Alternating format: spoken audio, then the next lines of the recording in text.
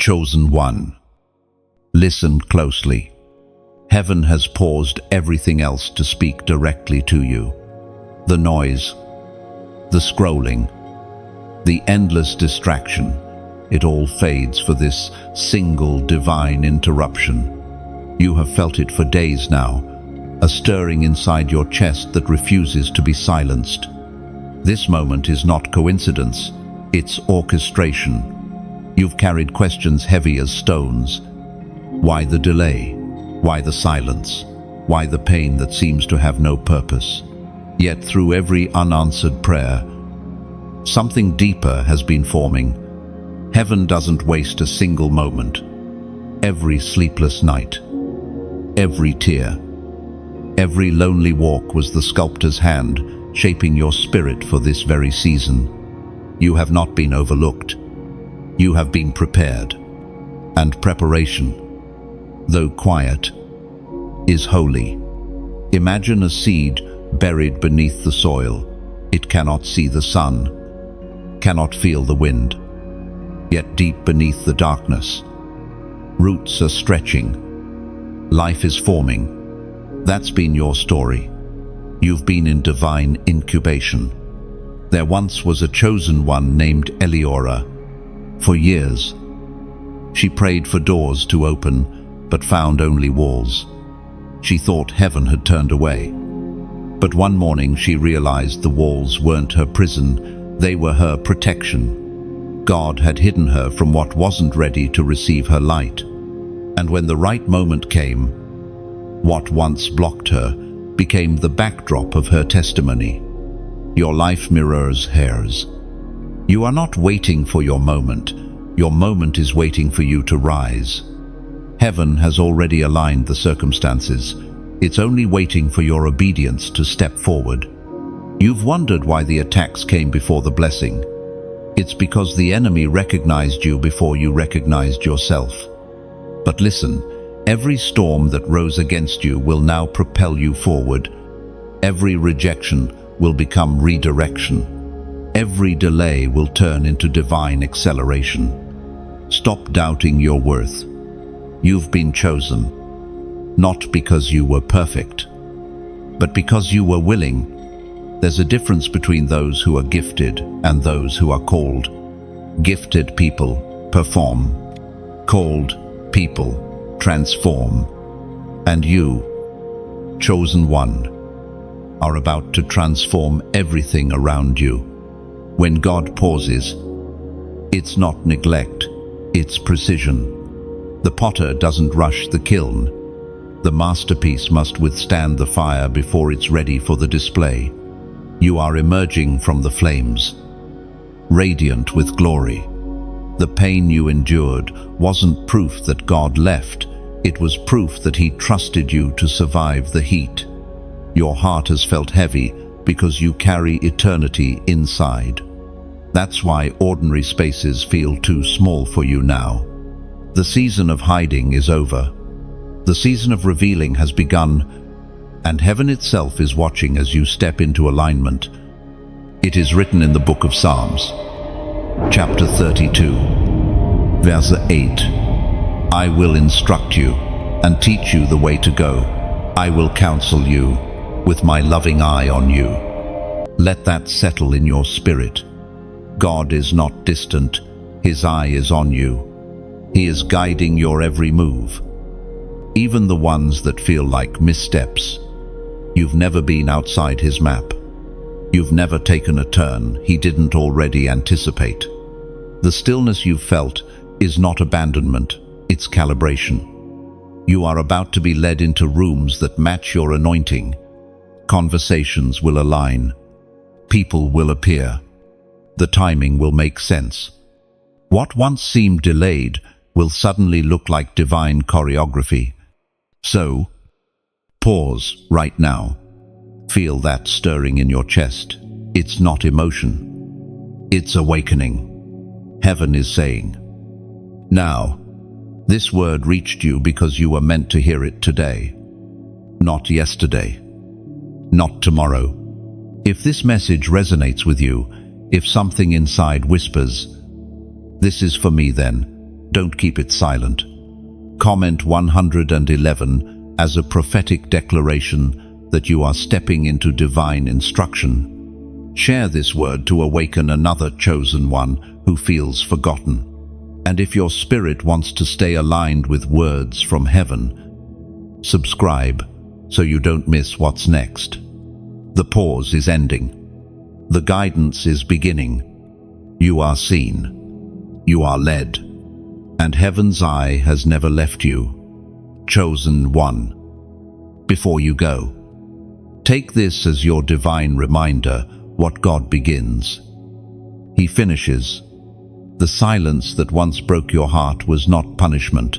It was proof that He trusted your strength. Every unanswered question was shaping a deeper revelation inside you. You've walked through valleys no one saw, but heaven recorded every step. This next stretch of your journey will not require striving, it will require surrender. Stop chasing what was never meant to stay, and let God lead you into what cannot be taken away. The same hand that held you in the darkness is the hand now pulling you into light. You are being lifted, not by effort, but by grace. There will be moments when fear tries to whisper again, telling you that nothing has changed. When it does, remind your heart of this truth. Transformation often begins invisibly. Roots always grow before fruit appears. Stay grounded. Stay faithful. Stay expectant. If you ever doubt again, return to this word. Let it echo until your spirit remembers who you are. You are not a mistake. You are not behind schedule. You are divinely aligned with perfect timing. Heaven doesn't operate in delays. It operates in preparation. And as you walk forward, keep your eyes lifted. What's ahead of you will make sense of what's behind you. Every storm, every silence, every heartbreak was part of the same divine blueprint to make you unstoppable. Now take a moment to breathe and whisper, I trust you, Lord. Let those words be your anchor in the days to come. Share this message so others can find their way back to faith. Subscribe if you haven't already, and keep walking in purpose. Your next chapter has already begun, and heaven is still speaking your name. You were never random. Every detail of your existence, your voice, your pace, your scars, even your questions was written with intention. Nothing about you is accidental. You are divine architecture, drafted by the same hand that sculpted galaxies. What feels like coincidence is divine geometry. Heaven does not scribble, it sketches. You've walked through moments that seemed senseless. The door slammed shut. The friend disappeared. The prayer went unanswered. You thought you were drifting. But God was directing. He was not losing control. He was losing you from the grip of false attachments. What looked like chaos was choreography. Let me tell you about Aaron, a chosen one whose path looked like a puzzle thrown across time. He chased dream after dream, each one collapsing just before it blossomed. He thought heaven had forgotten him. Years later, when his new ministry reached across nations, he saw that every failure had been a breadcrumb leading him home. The jobs he hated taught him systems. The people who left taught him leadership. The silence taught him stillness. The entire time, heaven had been arranging an invisible mosaic, each piece essential, even the broken ones. That is your story too. You are living inside a painting still in progress. You see brushstrokes. Heaven sees the full image. There is purpose in every shade, even the dark ones. When God paints, nothing is wasted. There's a divine equation unfolding in your life. Every rejection multiplied your wisdom. Every delay added depth. Every detour subtracted pride. Heaven's math never fails. It refines until only destiny remains. You've questioned why the road bends so sharply, why promises seem postponed. But if God gave you what you asked for too soon, it would have crushed you. Maturity takes shape in the shadows. The waiting forged your strength. Think of the ocean from the shore. It looks endless and wild, but beneath, there are currents structured, precise, obedient to invisible laws. Your life is like that sea. What looks like waves of chaos is actually divine rhythm, pulling you exactly where you're meant to be. There is beauty in the unpredictability. The broken seasons created resonance in your spirit that only the tested carry. You are not behind, you are being aligned. Every invisible turn is a sacred setup. Now hear the timeless truth. According to what is written in the book of Proverbs, chapter 16, verse 9, in their hearts, humans plan their course, but the Lord establishes their steps. Let those words breathe inside you. You plan, God positions. You move, He aligns. You think you are wandering, but heaven is weaving direction through every detour. The confusion you feel is not evidence of failure, it's proof of divine involvement. Look closely, and you'll notice that what you called random has rhythm. The disappointments that bruised you carried quiet blessings. The conversations you thought were coincidences were assignments in disguise. Even the things that ended painfully were the beginning of preservation. Heaven hides destiny in plain sight. The ordinary is often the disguise of the extraordinary. That repetitive job, that small responsibility, that unnoticed service, they are rehearsals for the platform to come. God's strategy often begins beneath human recognition. When your plans fall apart, it's not because heaven miscalculated. It's because heaven recalibrated. You're not walking in circles, you're walking in spirals. Rising higher, each turn. Every time you thought you started over, you were actually being elevated. So, breathe. Let go of the illusion of randomness. There is divine order humming beneath every second of your life. Even now, heaven's hand rests on your timeline. Steady and sure. The invisible pattern is working for your good. Even if you cannot yet see its design. You were never random. You were remembered. You were written. And the author is still writing. Chosen one. Pause here. Let your soul breathe between the lines.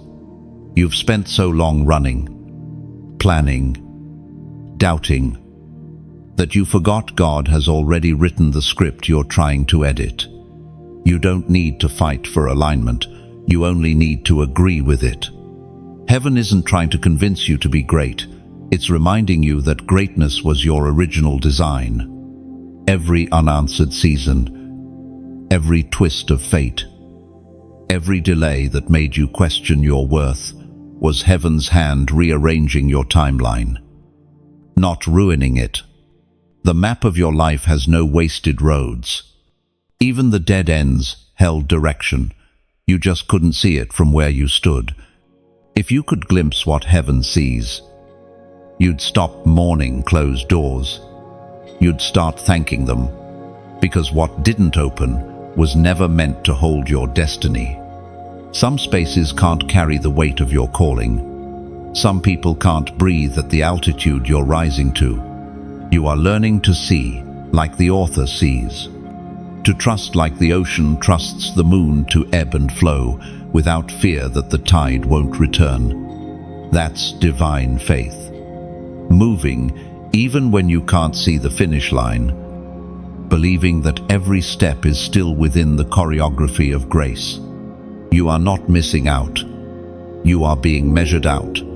Everything you've prayed for is gathering. Like clouds before rain, the downpour doesn't delay, it prepares. When heaven releases what's yours, it will arrive complete, not partial. One day soon, you'll look back and realize that nothing was random, that every wandering path, every silent night, every moment of almost giving up was a sacred calculation, guiding you to the exact place you now stand. So lift your head. You are not lost, you are led. You are not delayed, you are being developed. And you are not forgotten, you are being formed into prophecy. The hand that wrote your beginning is already waiting at your ending, smiling, because he knows you were never random. You were always chosen. You were hidden, not forgotten. The season that made you feel invisible was not punishment, it was protection. Heaven placed you in the shadows so you could grow without interference, like a diamond deep beneath the earth, forming under pressure and silence. The hidden years are holy years. You've mistaken delay for denial, but they are not the same. God hides his greatest treasures where the careless cannot find them. That's why he concealed you. You weren't buried, you were planted. And the difference between the two is intention. The buried are forgotten, but the planted are prepared for resurrection. There was once a young chosen one named Leora. She served faithfully in a small, forgotten village. While others chased recognition, she was serving strangers, unseen and uncelebrated. Season passed, and her name was never called. Yet one day, a traveling prophet entered her village and said, "The Lord has seen what you thought no one saw." Within a month, she was chosen to lead a revival that swept through nations. Her hiddenness became the launchpad of heaven's plan. So, if you've been wondering why no one notices you, why your efforts seem invisible, remember this: God does his best work in secret. Roots grow underground long before fruit appears. Oil is pressed in private before it is poured in public. The silence of God is never absence, it's formation. You have been under divine construction, and the scaffolding is about to come down. The version of you that is emerging will no longer fit the shadows that once held you. The time of obscurity has served its purpose. Now heaven is saying, step into the light you've been trained to carry. Every hour you spent questioning yourself was heaven stretching your faith. Every quiet prayer was a chisel shaping your inner foundation. If he had revealed you too soon, the weight of recognition would have crushed you. But now, your roots are deep enough to hold the crown that's coming. The Word of God declares in the book of Psalms, chapter 37, verse 6, "He will make your righteous reward shine like the dawn, your vindication like the noonday sun." That means your time of proving is turning into a time of revealing. The same God who saw you in silence is about to display you in brilliance. You won't have to announce yourself, the light will do that for you. There's a moment before sunrise when everything goes still. That's where you are now, the stillness before illumination. Heaven has already written your unveiling. What you thought was hiding was heaven's shield, keeping you safe from premature exposure. Now breathe. Chosen one. The waiting was never wasted. Every unseen act of kindness, every prayer whispered into the dark, every day you chose faith over frustration, they are all being tallied in heaven's ledger. And soon, what was done in secret will echo in eternity. Comment: I am ready. Write those 3 words as a declaration. Not for me, but for heaven to see. When you speak it, you align your faith with what's unfolding. It's not a wish, it's a response to destiny. You are ready to rise. You are ready to be seen. And heaven is ready to reveal you. You said, I am ready. And heaven heard it. Those 3 words may look small on the screen, but in the spirit realm, they thunder. When faith becomes declaration, the atmosphere shifts. Mountains recognize obedience, and chains begin to lose their grip. You see, readiness is not about perfection, it's about permission. God has been waiting for you to give Him permission to move freely in your life. The moment you said, I am ready, you opened a gate that had been locked by hesitation. Heaven does not move by noise, it moves by surrender. The readiness God asks for is not a posture of striving, it's a position of trust. Think of a sailboat. It doesn't create the wind, it positions itself to catch it. Your readiness does the same. It doesn't force heaven's hand. It aligns with heaven's flow. There was a season when you doubted this alignment. You thought the pause meant disqualification. But God does not forget His design. He simply waits until you believe what He already knows about you. When you finally accepted your identity as chosen, you stepped back into diviner rhythm. In this new phase, the same places that once rejected you will start calling your name. The same people who doubted you will look again and wonder what changed. Nothing around you changed, you did. The oil on your life matured. The power within you found its sound. And heaven never lets mature anointing stay hidden forever. The light you are about to carry will not be for display, but for direction. Others will find their path by watching your endurance. What broke you is about to bless them. What silenced you will soon become your song. When you rise, rise gently. Don't rush to prove yourself. Revelation speaks louder than explanation. The dawn never argues with the night, it simply appears. And the darkness retreats. That's how your unveiling will happen quietly. Undeniably, beautifully. You may feel nervous stepping into visibility again. That's natural. After hiding so long, the light can feel foreign. But remember, you weren't shaped for comfort, you were shaped for calling. And light has always been your native language. So keep saying it. Not out of fear, but with conviction. I am ready. End of ready for the unveiling. Ready for the weight of purpose. Ready for the harvest of hidden years. Because readiness is not a feeling, it's a prophecy fulfilled.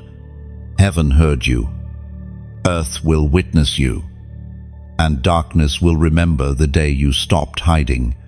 The shadows served you well, but the stage of destiny is now yours. The battle you're fighting didn't start with you. It began the moment heaven placed a calling inside your spirit. You were marked before you were even born. And because of that mark, darkness recognized you early. That's why some seasons of your life felt like warfare without cause. You weren't being punished, you were being proven. The day you decided to walk in obedience, you became a target. The enemy doesn't chase the ordinary, he chases the anointed. And you, chosen one, are carrying something that hell cannot copy. The anointing on your life is ancient, strategic, and dangerous to every plan of darkness. Think of it this way. When soldiers carry a banner into battle, the enemy aims for it first. The banner represents authority.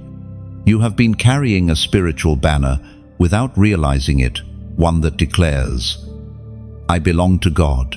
Every dart, every disappointment, every storm has been an attempt to make you drop it. There was a man named Seran who lived long before your time. He too was a chosen one, born into obscurity, but destined for impact. From childhood, he was misunderstood. Every time he found peace, another storm would come. One day, exhausted, he cried out, "Why does trouble always find me?" And the Lord whispered, "Because you carry light in a world allergic to it." From that day forward, he stopped asking why me and began asking what for. His life changed the moment he realized that the fight wasn't about his weakness, it was about his weapon. That same truth belongs to you. Your life has drawn battles because your spirit threatens darkness. The enemy recognized your purpose before you did. And since he couldn't destroy your calling, he tried to discourage your confidence.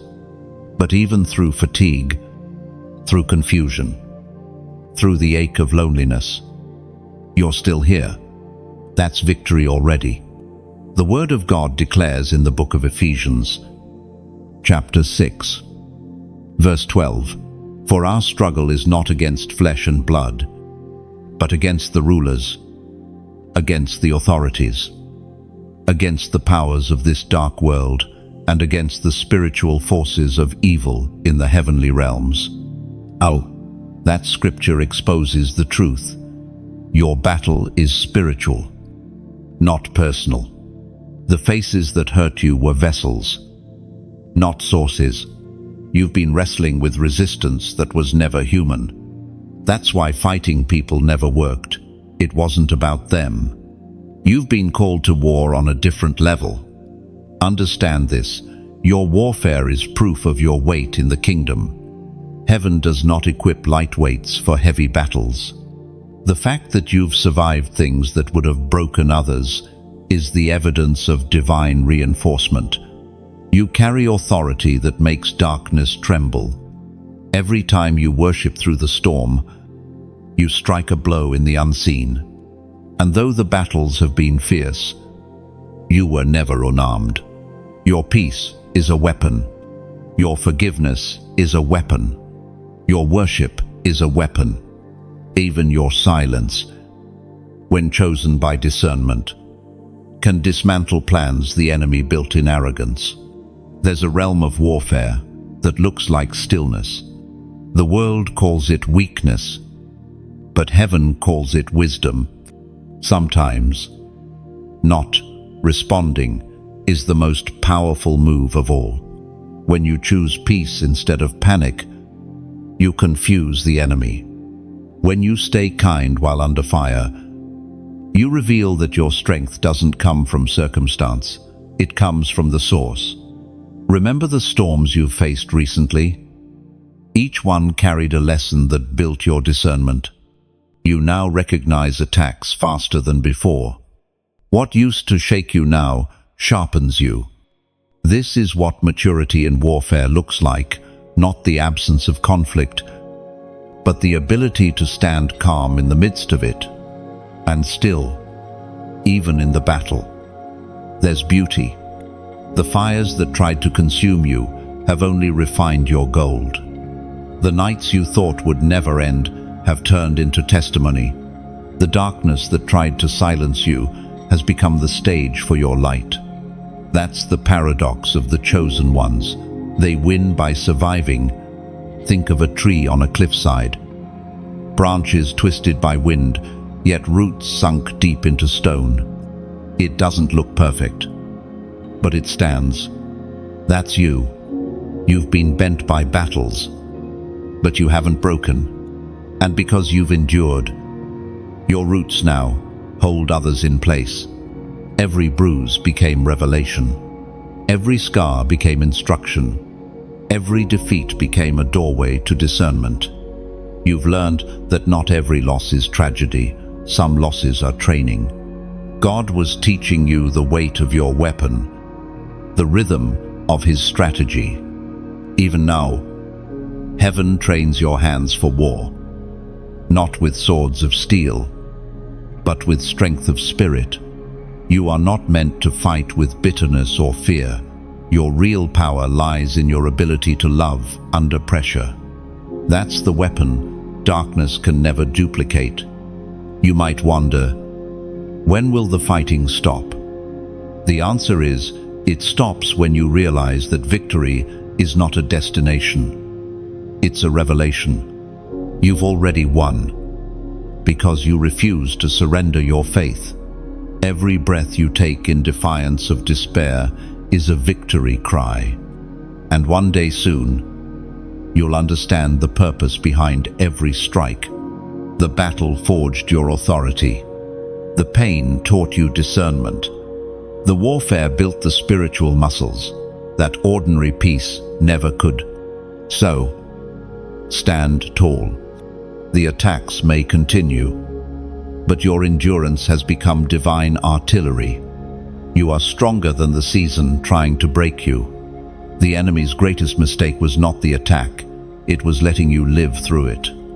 Now, every scar tells heaven's story written on your skin. Every wound has become a doorway for light. The darkness wanted to make you silent, but instead, you became a voice. You were never meant to escape the battle, you were meant to embody victory within it. This fight was never about destroying you, it was about discovering what was inside you. And now you know, your spirit carries the mark of an overcomer. You've been tested, tempered, and trained. The storm didn't steal your faith, it revealed its foundation. The battle may not be over, but the outcome has already been written. Victory is not approaching, it's already echoing through your veins. You were chosen for this war, and you were created to win it. The enemy recognized you first. Before you even knew what was inside you, darkness saw it and trembled. That's why your life has never been simple. You were marked before you understood what the mark meant. Every battle, every strange rejection, every sudden shift. It wasn't random. It was recognition. Spiritual light doesn't go unnoticed. When you walk into a room, something shifts. Some people feel peace. Others feel discomfort. That's because your presence exposes what pretends to be pure. You don't even have to speak. Your very being declares that you belong to a higher kingdom. This is why your journey has felt so heavy. The enemy knew your name long before you became aware of your assignment. You've been targeted, not because you're weak, but because you're powerful. The opposition you face is the evidence of heaven's investment in you. The greater the light, the louder the resistance. You see, darkness studies light the way, shadows study flame. It waits for a flicker, a moment of doubt, a pause in your prayer. But what darkness forgets is that even a flickering flame still burns. You've endured more than most. And yet, you remain still believing, still standing, still choosing faith over fear. The Word of God declares in the book of Job, chapter 1, verse 8, "Then the Lord said to Satan, 'Have you considered my servant Job? There is no one on earth like him. He is blameless and upright, a man who fears God and shuns evil.' And, like Job, your testing is not a sign of abandonment, it's a sign of trust. God allowed the enemy to see your strength, not your weakness. Heaven is so confident in what it placed within you that it doesn't need to shield you from every storm.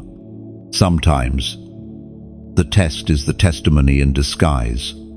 You've been walking through seasons that felt unfair. You've seen others advance while you've been in survival mode. But let me remind you, the spotlight of God doesn't miss its mark. When the time comes, no man, no delay, No enemy can keep you from what is written for you. Think of the moon. It has no light of its own, yet it glows because it reflects the sun. That's how you've survived. You've been reflecting divine light even in the darkest nights. You are proof that borrowed light can still break the darkness. Now that light is about to multiply. Heaven is preparing to amplify your influence, not for vanity, but for victory. The world needs to hear what you've survived. The sound of your story carries healing. There are others trapped in battles you've already conquered. They're waiting for your voice. And here's where we join hands. You and I. What we are building together, the messages, the words, the reminders from heaven, it's more than content. It's a lifeline.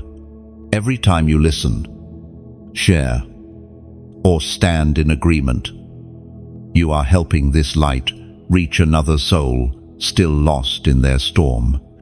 If this word has ever lifted your heart, then gently let your hands become part of its wings. Press like to let heaven know you're still burning bright. When you share this message, imagine releasing a lantern into the night sky. Its glow may guide someone home who thought they were forgotten. If you subscribe, see it not as joining a channel, but as stepping into a circle of firelight where faith keeps spreading. To imbear. And if you ever feel led to donate, let it be like pouring oil into the lamp, so its flame won't fade in the wind. No demand, no rule, only the freedom of giving from gratitude. Even a single drop of oil sustains a night of light. Donating is not payment, it's participation. No amount is too small because the heart behind it is what heaven sees. Think of it like planting a seed in fertile soil. The moment you release it, heaven records it. The harvest may not always return as money. Sometimes it returns as peace, opportunity, or unexpected strength. You're not giving to a person, you're giving through one. The same message that reached you today can reach someone tomorrow because of your kindness. Every seed becomes a spark. Every spark becomes a flame. And every flame helps another chosen one. Remember who they are. If all you can give is a prayer, it's enough. If you can share this word instead, that's also oil. We rise together, flame by flame, faith by faith, until this light covers the earth. You are not just a listener, you are a carrier of this same light. The same voice that strengthens you today will soon speak through you tomorrow. The same grace that holds you now will overflow through your life into others. So let the flame keep burning. Let the message keep moving. And let your heart stay open to the quiet ways God multiplies His light through willing vessels like you. Because the truth remains, darkness may recognize you, but it cannot overcome you. You were chosen to be seen, not for fame, but for faith. And together, we will keep this light alive. And when you give, whether it's a click, a prayer, or a quiet offering, know this: heaven never overlooks a sincere gesture. What leaves your hand never leaves your life. It simply changes form. Every act of kindness becomes a beam in heaven's architecture, building bridges of light to hearts you'll never meet. That is how divine economy works. It multiplies what love releases. Even now, unseen wings carry your generosity farther than sight can follow. You are part of a flow that will outlive you. So, keep shining. Keep solving. Keep believing. Every ember you release today will become someone's sunrise tomorrow. The flame doesn't fade, it travels. Don't quit now. You've come too far to lay down your crown when the finish line is finally in sight. This right here Right now is the place where many stop. But you, chosen one, are not many. You were never built for surrender. You were built for breakthrough. It's strange, isn't it? How the moment right before things shift always feels the heaviest. Like the air thickens, the silence grows deeper, and the temptation to give up whispers louder than ever. That's not coincidence. That's the pressure before the promise. Heaven always tightens the test before releasing the reward. You've been faithful through disappointment. You've prayed through exhaustion. You've stood even when standing felt like breaking. And though your knees trembled, you never stopped moving forward. That persistence is your prophecy. It declares that something sacred is coming, even if your eyes haven't seen it yet. Think of a miner in a dark tunnel. For days, he strikes the same wall of stone. Nothing moves. Nothing shifts. But what he doesn't know is that just an inch beyond that wall, there's gold waiting to be uncovered. One more swing. One more moment of faith. And everything changes. Many quit one strike too soon. Don't. There was once a woman named Maria. Another, chosen one. She served, prayed, and worked with quiet faith, though the world seemed indifferent to her obedience. For 7 long years, she saw no fruit. Then, without warning, what had been closed for years opened in a day. She often said, "Heaven doesn't rush, but it never forgets." You're living that truth right now. You may feel weary, but fatigue isn't failure, it's evidence of effort. God doesn't call you to be flawless, He calls you to be faithful. And faithfulness is not glamorous. It's often lonely, silent, repetitive. Yet those who keep walking through the mundane are the ones heaven trusts with the miraculous. You might say, "I can't see the end." But remember, seeds don't see the harvest, they feel it. When a seed breaks underground, it can't see the sun, but it senses warmth above the soil. That sense is what keeps it pushing upward. The same is true for you. You're pushing toward warmth you can't yet see, but heaven is pulling you from above. It was proclaimed in the book of Galatians, chapter 6, verse 9. Let us not become weary in doing good, for at the proper time we will reap a harvest if we do not give up. That word is not metaphor, it's manual.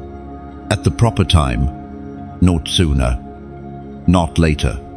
There is a divine clock ticking for your life, and heaven keeps perfect time. What feels like delay is really synchronization. The danger of almost quitting is that you might stop just when the tide begins to turn. When pressure peaks, it means release is near. The night is darkest right before dawn, not because light has failed, but because light is preparing to explode across the horizon. You are in that sacred darkness now. You've been walking by faith, not by sight, and heaven smiles on that kind of walk. The angels lean close when you whisper, "I'll keep going," even through tears. They record it, because perseverance in silence carries a sound in the spirit that terrifies hell. It's the sound of unbroken trust. Every tear you've cried recently hasn't been lost. Tears are liquid prayers. They speak louder than your words. They are evidence that your faith still lives. God collects them, not out of sentiment, but as currency for the coming harvest. Nothing you've endured will go unrewarded. So do not confuse delay with denial. Do not mistake pruning for punishment. Sometimes, God cuts branches that bear fruit not because they failed, but because He wants them to grow stronger, what you call loss. Heaven calls preparation. Your heart may ache for rest, but rest is coming not as escape, but as establishment. The strength being renewed within you now is not temporary energy, it's endurance. And when this new chapter unfolds, you won't be crawling, you'll be soaring. I know the road has been long. I know the nights have been heavy. But let me tell you a secret. Even when you whispered, "I can't do this anymore," heaven whispered louder, "Yes, you can." That's why you're still here. You have already outlasted what was sent to destroy you. This moment, this breath is proof that grace won. You stand now on holy ground disguised as struggle. The pain is the wrapping paper, but the gift is perseverance. Open it.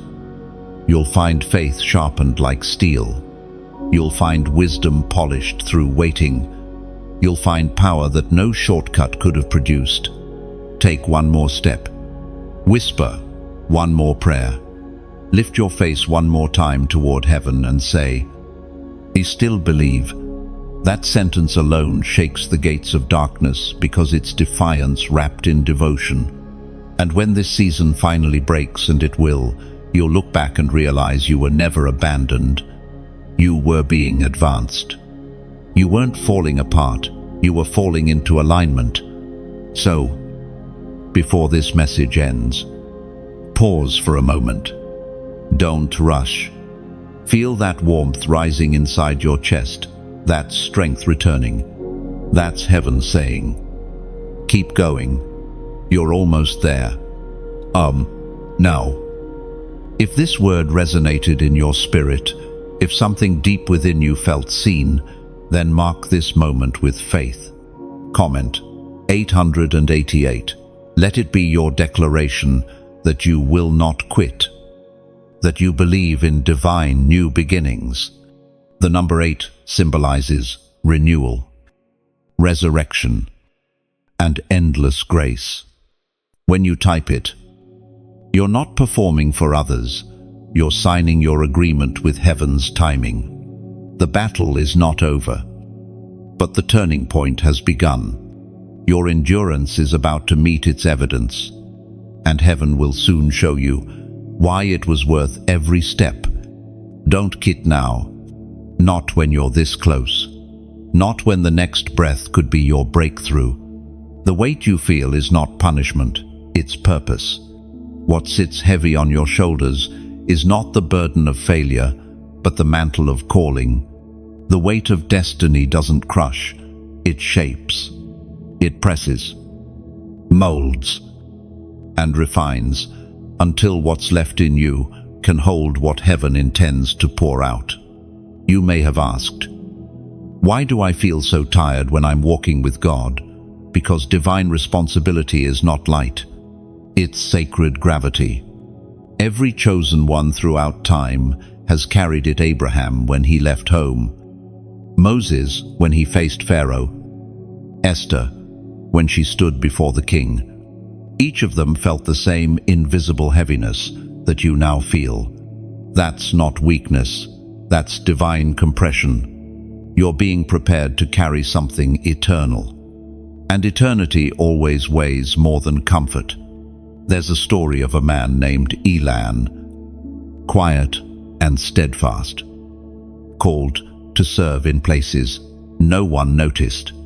He used to pray for ease, asking God to take away the pressure that sat like stone on his chest.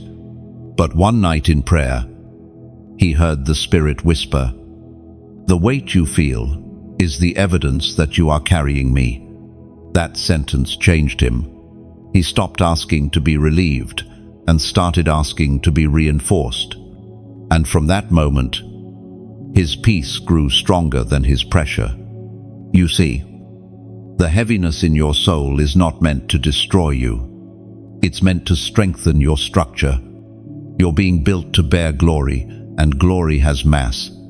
The deeper the calling, the denser, the weight. That's why you can't live like everyone else. What they can carry easily might crush you, and what you carry naturally might overwhelm them. You are not built from the same material. When the potter forms clay, the vessel with the greatest purpose requires the longest shaping. Thicker walls mean it can contain more. That's you.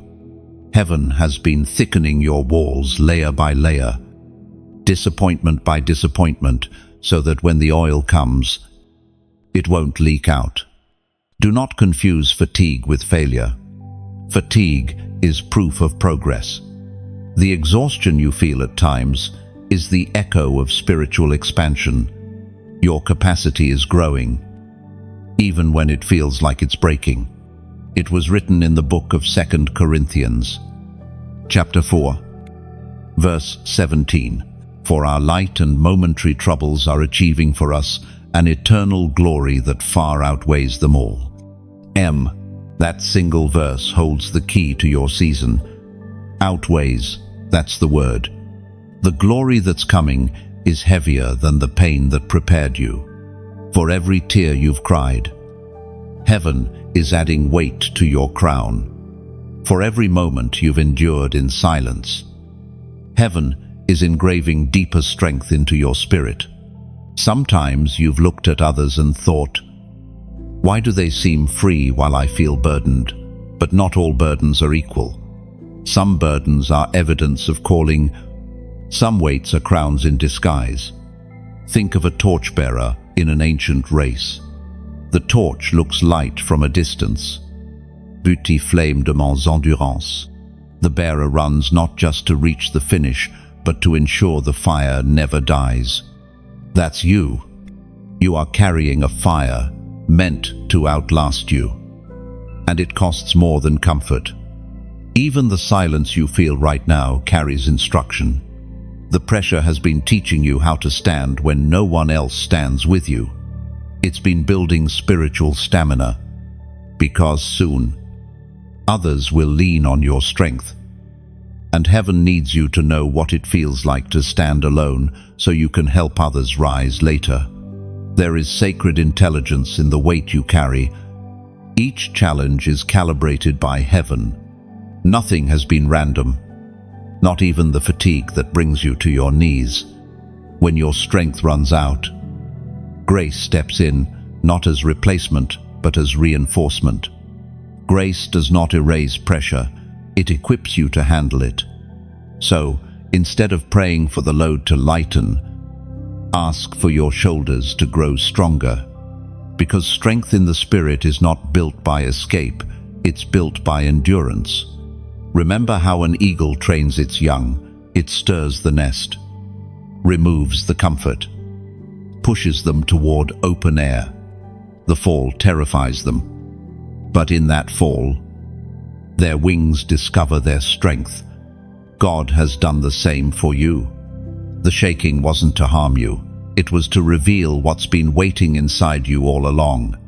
You've survived what others couldn't because you were built for it. The weight on your life is not the weight of tragedy, it's the weight of trust.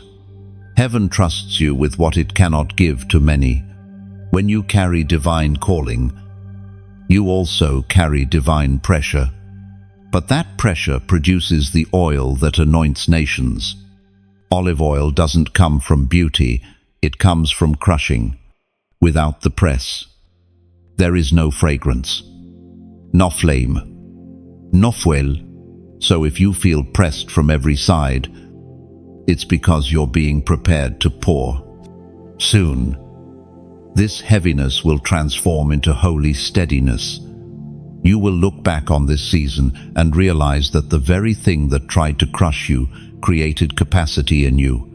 The more you've been pressed, the more oil you will carry. So, breathe. The weight you feel is sacred, not sinful. It's a sign that heaven is working through you, not against you. If you could see yourself in the spirit, you'd see a figure glowing beneath pressure like gold beneath the hammer, like a star collapsing into brilliance. When the fullness of time arrives, you won't just walk lighter, you'll walk stronger. Every step will echo authority born from affliction. You will speak, and chains will recognize the weight of the one who wore theirs and lived. You are not breaking down. You are being built up. You are not crushed. You are being crowned. You are not burdened. You are being branded with purpose. Let the weight stay until it teaches you everything it came to teach. Let it stretch you until it fits your destiny perfectly, because one day soon, that same weight will become your witness, and you'll realize it never came to break you. It came to bless you. Divine silence is one of heaven's deepest languages. It confuses the mind, but matures the spirit. When God stops speaking the way he used to, it doesn't mean he's gone quiet. It means he's speaking in a new tone. One that requires your spirit, not your ears. You've felt that silence, haven't you? The prayers that seemed to vanish, the questions that hung unanswered in the air. You looked for signs and saw none. You worshipped, but heaven felt far away. That ache, that emptiness, it wasn't abandonment. It was invitation. The silence of God is the classroom of faith. It's where hearing becomes believing. When the noise fades, you learn to recognize his presence not by what he says, but by what he sustains. There once lived a young man named Narel, a chosen one in training. He loved God fiercely, and for a time, the heavens seemed open. He heard whispers of direction, saw signs, felt assurance. But then, all at once, the voice stopped. The dream ceased. He prayed until his voice cracked, and the only response was quiet. For months, he fought the urge to give up. Yet one dawn, while walking through the stillness of a fog-covered valley, he realized something, though heaven had stopped speaking. Peace had never left him. That peace was God's voice. He learned that silence is not the absence of sound, it's the presence of stillness. That same revelation is waiting for you. God's quiet is not neglect, it's refinement. When he stops explaining, he starts transforming. He withholds words to strengthen your discernment, to teach you how to recognize him without needing constant confirmation. Faith built in silence becomes unshakable. It's one thing to believe when heaven shouts, but it's a different kind of strength to keep believing when heaven whispers nothing. The greatest prophets, the strongest warriors, the most radiant saints, all were trained in silence. The Word of God declares in the book of Psalms, chapter 46, verse 10, "Be still, and know that I am God. I will be exalted among the nations. I will be exalted in the earth." End of Cleese. Those words are not gentle suggestion. They are command and comfort in one breath. Be still. Stop striving. Stop demanding. Know that he is, not was, not will be, but is present even in the pause. In the noise of the world, we mistake volume for presence. But God's most powerful moments often come wrapped in quiet. Moses met him in the silence of the mountain. Elijah heard him, not in the wind or fire, but in a whisper. Even Jesus, in the garden, prayed and heard nothing before heaven answered through resurrection. The silence you face now is sacred. It's God holding his breath, waiting for your heart to tune to his still frequency. You're being taught how to sense him without sight, to trust his word without echo. When you stop hearing, start watching. When the voice pauses, The hand begins to move. In silence, God builds what words cannot describe. The answer is already forming, it just hasn't made sound yet. You might feel as though you've been walking through a fog. Every direction looks the same, every path uncertain. But even fog is evidence of water. Even clouds carry rain. The obscurity surrounding you is not emptiness, it's atmosphere thick with hidden purpose. Sometimes, heaven conceals its movements to protect them. If you saw everything God was doing, you might run ahead or pull back too soon. So he covers the process in stillness, allowing faith to mature in darkness, just as seeds do. In divine silence, your identity is purified. When God's voice seems far, the noise of opinions fades, and suddenly, you start recognizing the sound of your own spirit again. The stillness separates truth from echo. It reminds you that your worth was never tied to visible results or loud signs. It's rooted in being chosen, period. When you understand that, peace begins to bloom where panic once lived. You no longer chase confirmation, you carry conviction. You don't need constant evidence to keep walking. You just walk because you trust who walks beside you, even when unseen. And that's the paradox. God's silence speaks louder than his thunder when your heart has learned to listen differently. Think of an artist painting in secret. The audience grows impatient, wondering when the masterpiece will appear. But behind the curtain, the artist works quietly. Each stroke deliberate, each color intentional. That's what heaven is doing with your life right now.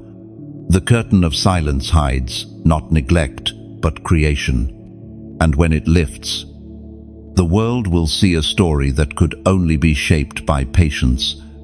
So if you feel suspended between prayers and promises, do not panic. Stillness is not stagnation, it's sacred incubation. Something is forming. One day soon, you'll thank God for not answering too quickly. Quick answers satisfy curiosity. Slow answers solidify character. You're being strengthened for more than you asked for. The silence of God is not the end of conversation. It's the deep breath between sentences. The author hasn't stopped writing, he's just turning the page. Until that next chapter unfolds. Rest in the stillness.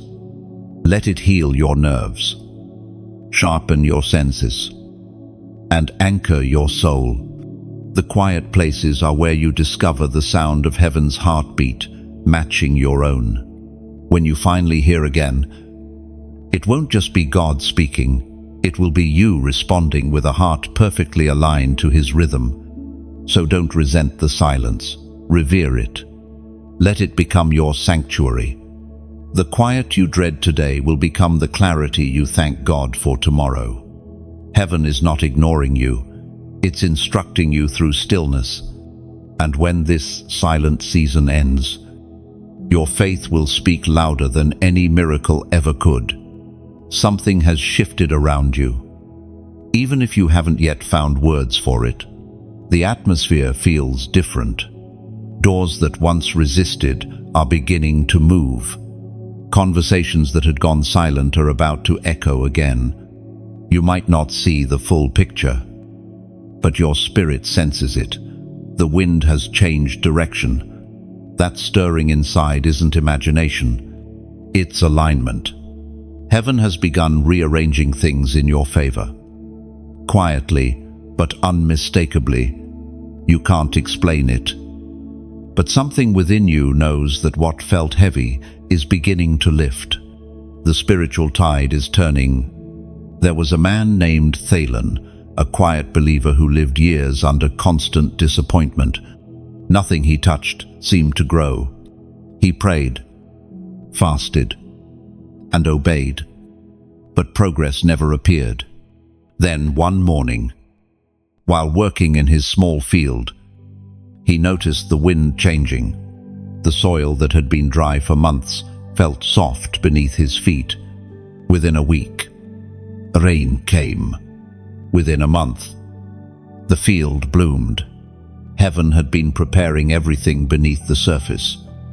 And when the shift came, it came suddenly. You are standing in the same kind of shift. Everything may still look the same on the outside, but the unseen realm has already moved. The pressure you felt was the spiritual weather changing heaven, redirecting resources toward your purpose. Sometimes the breakthrough begins quietly. The enemy doesn't even notice it until it's too late. You think you're just breathing easier, but in truth, you've entered a new spiritual current. The wind that once opposed you now carries you. When God shifts the atmosphere, He doesn't always announce it with thunder. Sometimes it begins as a still, unfamiliar calm, the peace before promotion. It's like the moment the orchestra falls silent before a new movement begins. Heaven has turned the page, and the next melody is about to start. Scripture says in the book of Nahum, chapter 1, verse 7, "The Lord is good, a refuge in times of trouble. He cares for those who trust in Him." That verse is your anchor in this transition. God has not only seen your endurance, He's rewarding it. He's shielding you as things realign. The shift you sense is not danger, it's divine rearrangement. Do not mistake calm for absence. Sometimes God stills everything around you because He's about to speak through action, not words. When heaven moves, even silence vibrates. You may feel emotions rising: anticipation, confusion, a strange sense of readiness. That's your spirit responding to change before your mind can name it. The soul always hears heaven's footsteps first. You'll notice small confirmations soon, unexpected favor, renewed peace, moments that seem too precisely timed to be random. Pay attention. These are heaven's fingerprints. The same pattern will repeat until you realize this isn't coincidence, it's coordination.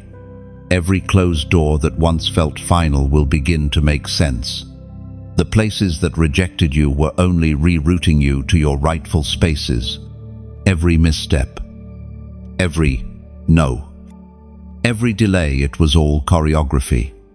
The shift is not only around you, it's within you. You've outgrown the season you once prayed to survive. The doubts that once ruled your heart no longer have authority. That, too, is evidence of movement. Remember this: when God promotes you, He first changes your atmosphere. When He changes your atmosphere, He adjusts your attitude. And when He adjusts your attitude, He releases your altitude. You're rising not by effort, but by current. So, don't rush to label this feeling. Don't call it anxiety when it's actually awakening. Let the change happen. Let the new air fill your lungs. Let peace become the proof that heaven has entered the room. If this word reaches you right where you are, let your spirit respond in faith. Declare it in the simplest way possible. A whisper typed into the world. Comment, "I feel it." And those 3 words are not just affirmation, they're agreement. When you write them, you acknowledge the shift that has already begun. You tell heaven, "I recognize the movement. I trust the new direction." And this is your turning point. Not tomorrow, not next month.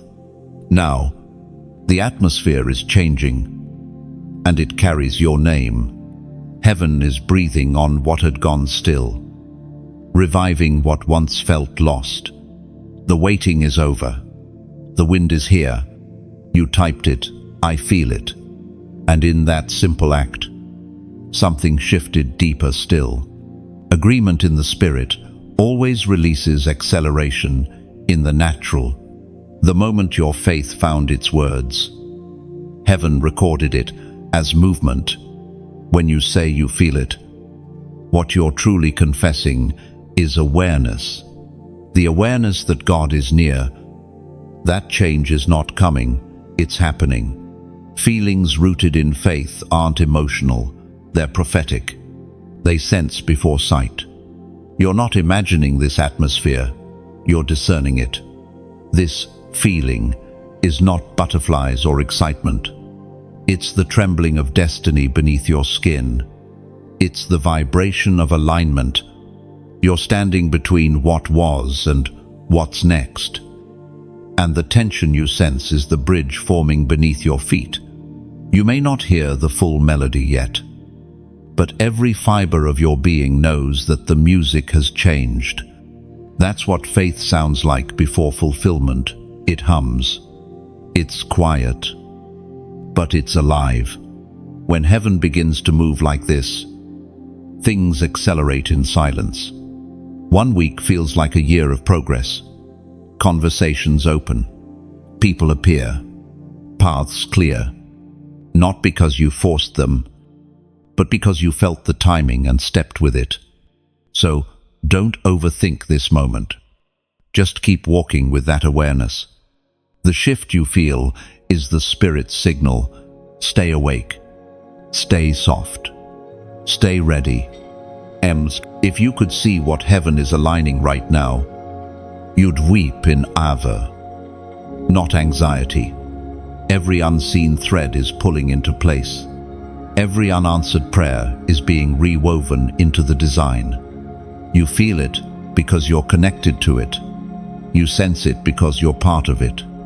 And soon, what you felt in faith will become what you touch in fullness. The voice that knows your name has never gone silent. From the moment you took your first breath, heaven began speaking over you words of promise, purpose, and peace. Even before the world recognized your worth, God whispered it into existence. And though you may have forgotten his voice amid the noise of life, he has never once stopped calling your name. You've heard that whisper before in dreams, in moments of quiet, in the warmth that settles over your spirit when you nearly give up. That's not imagination, that's recognition. The same voice that called Moses from the burning bush and Mary from despair is still speaking to you. Not shouting, calling, personal, patient, persistent. Sometimes we mistake that voice for coincidence, or conscience, or timing. But heaven doesn't speak in randomness. When the same message keeps returning, when peace arrives without reason, when strength comes after surrender, it's because the voice has found you again. There was a young woman named Selah. For years, she believed heaven had forgotten her. Life had grown quiet. Faith had grown thin. One night, she dreamed of standing before a vast ocean. From the waves came a voice not loud, not urgent, but sure. It said, "I know your name." She woke weeping. The next morning, she saw her name written in unexpected places, emails, signs, conversations, as if heaven was saying, "I remember you." That's how the voice works. It doesn't demand, it reminds.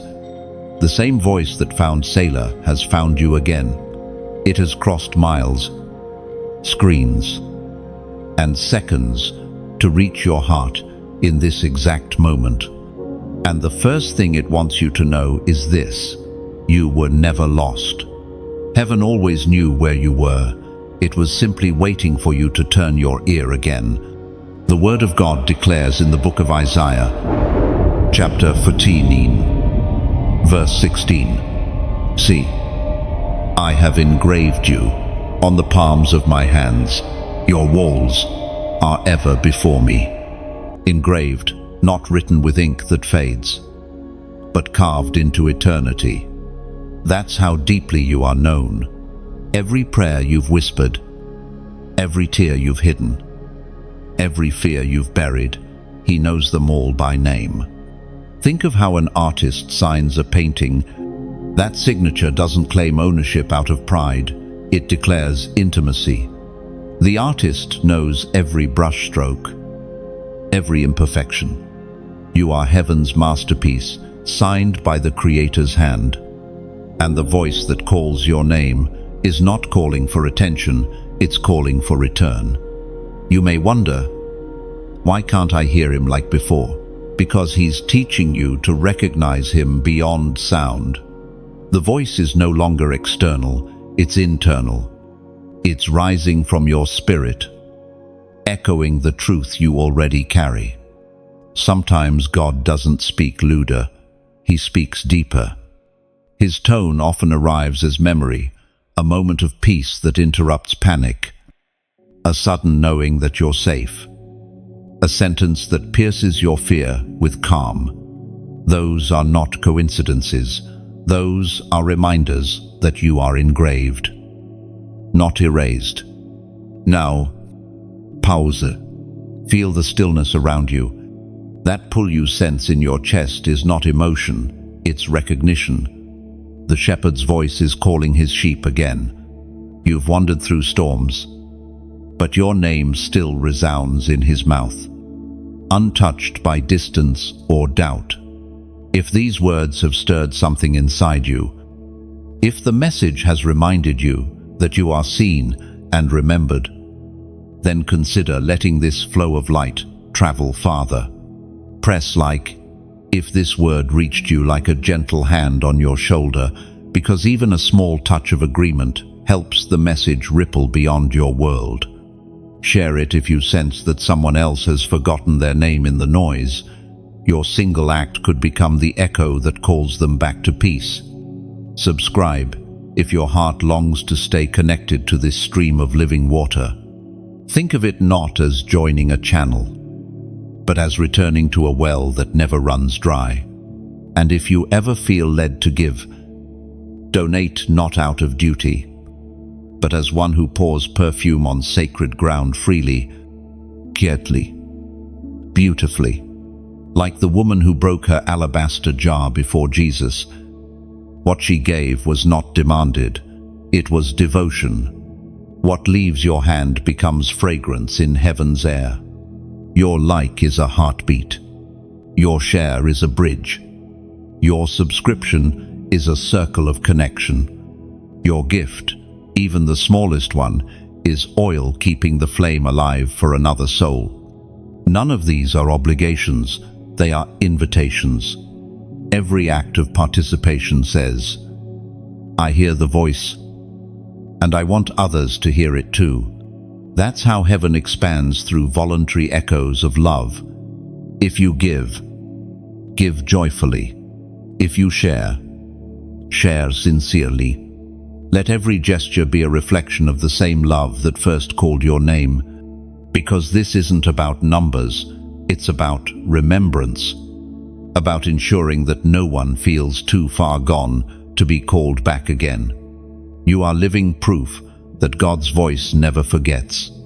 Even when you were silent, He spoke through circumstance, through survival, through the subtle miracles that brought you to this very line.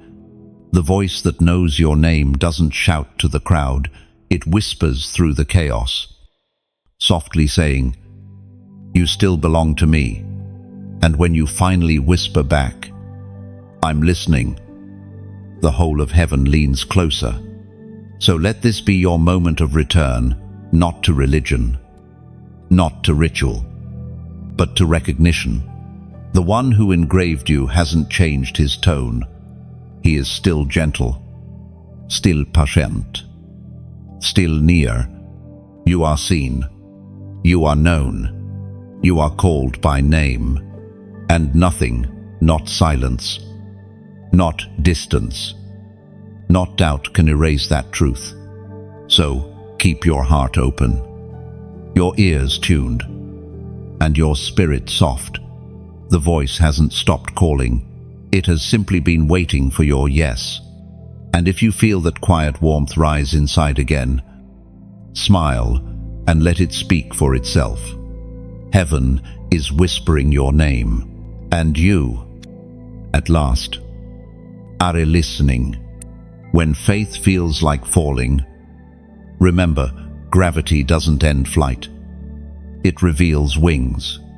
You've been taught that faith is always strength, always certainty, always triumph.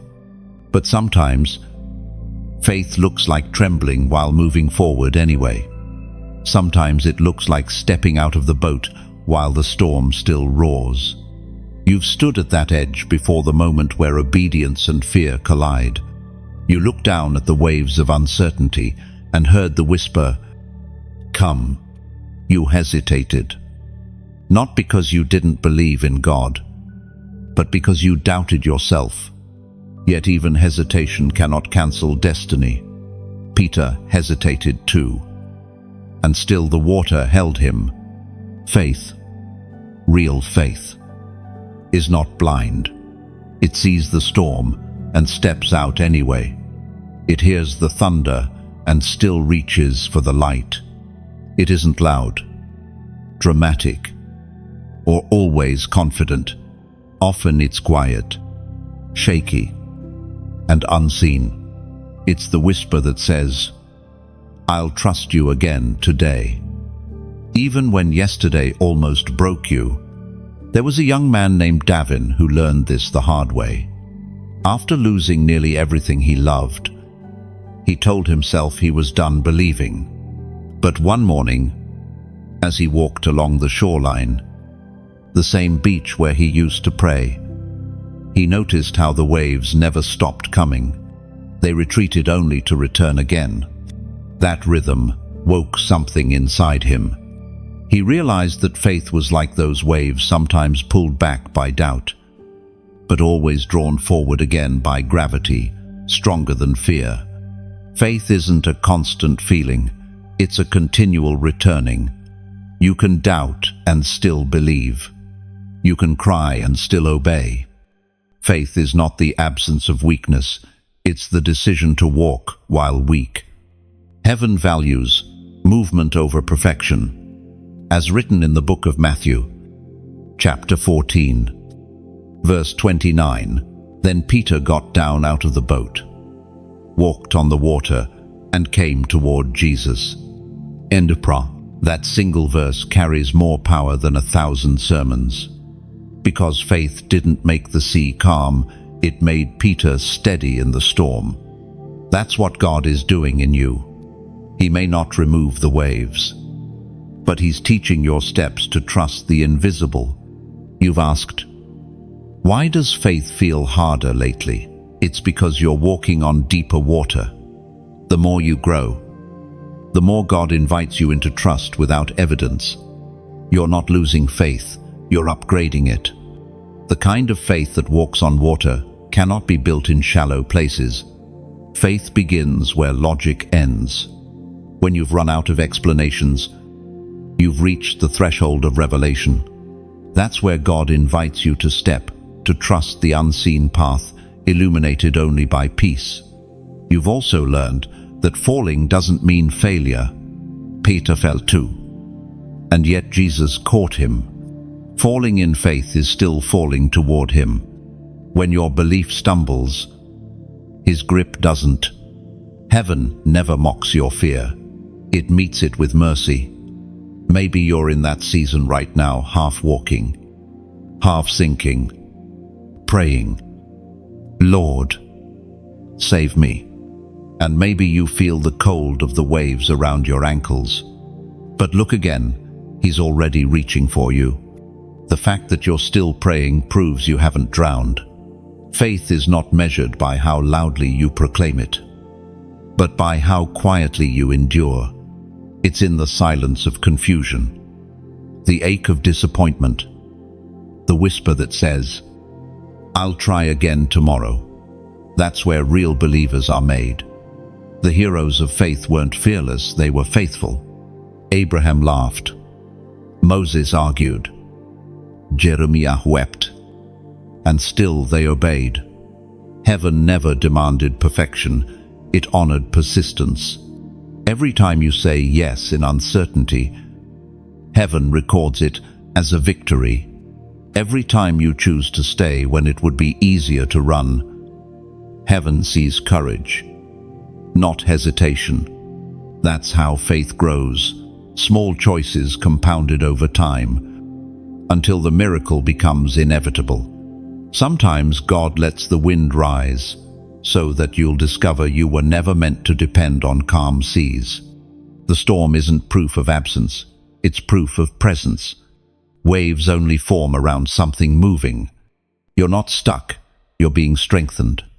Faith is like learning to dance with an invisible partner. At first, you step wrong, stumble, and feel foolish.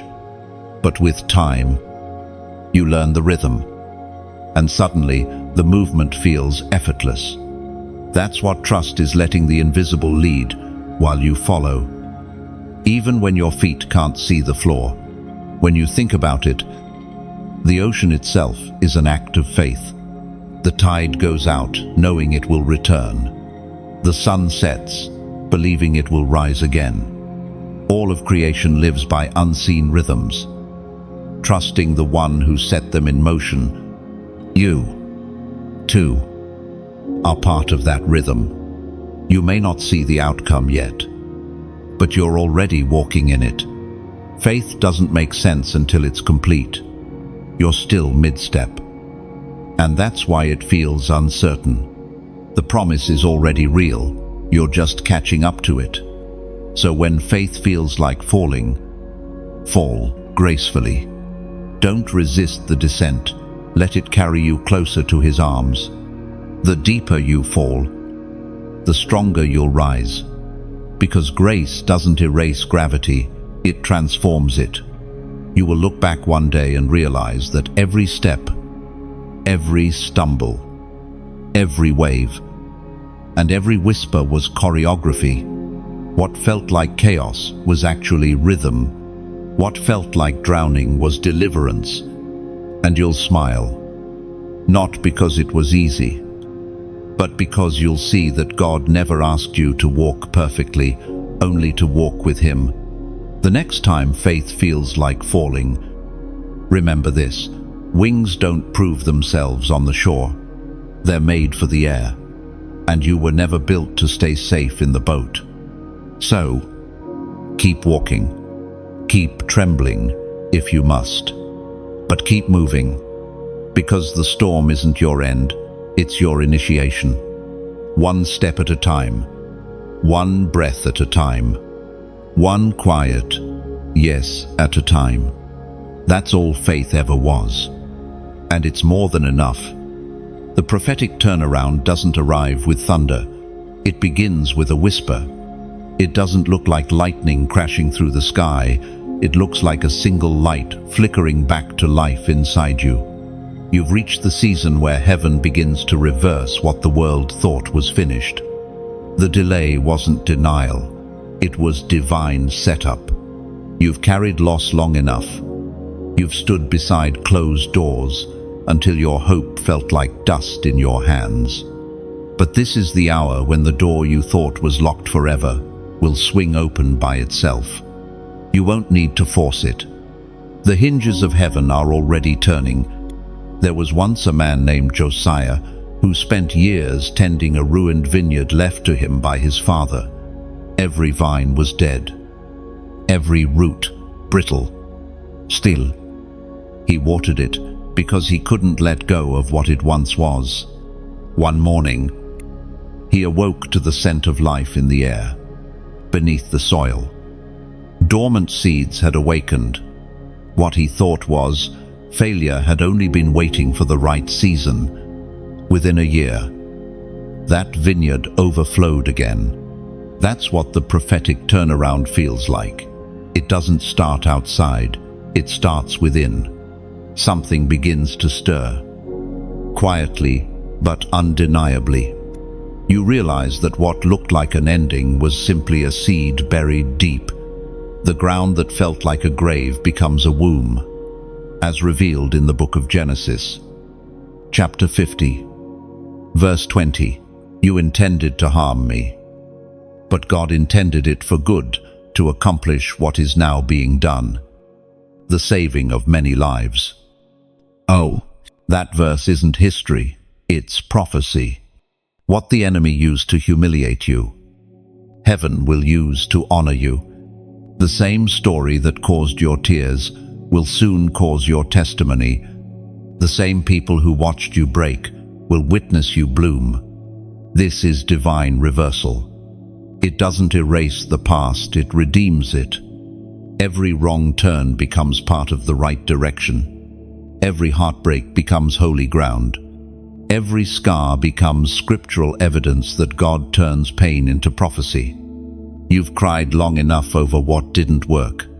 You've replayed the mistakes, the regrets, the if-onlys. But heaven wants you to know those memories are being rewritten, not erased. The pages of your past are being folded into the next chapter's strength. You won't recognize yourself when restoration is complete. Not because you've changed beyond recognition, but because grace will have rewritten your reflection. The turnaround you're entering will feel strange at first. You've grown so accustomed to struggle that peace might seem unfamiliar. But peace is not the absence of warfare, it's the victory after it.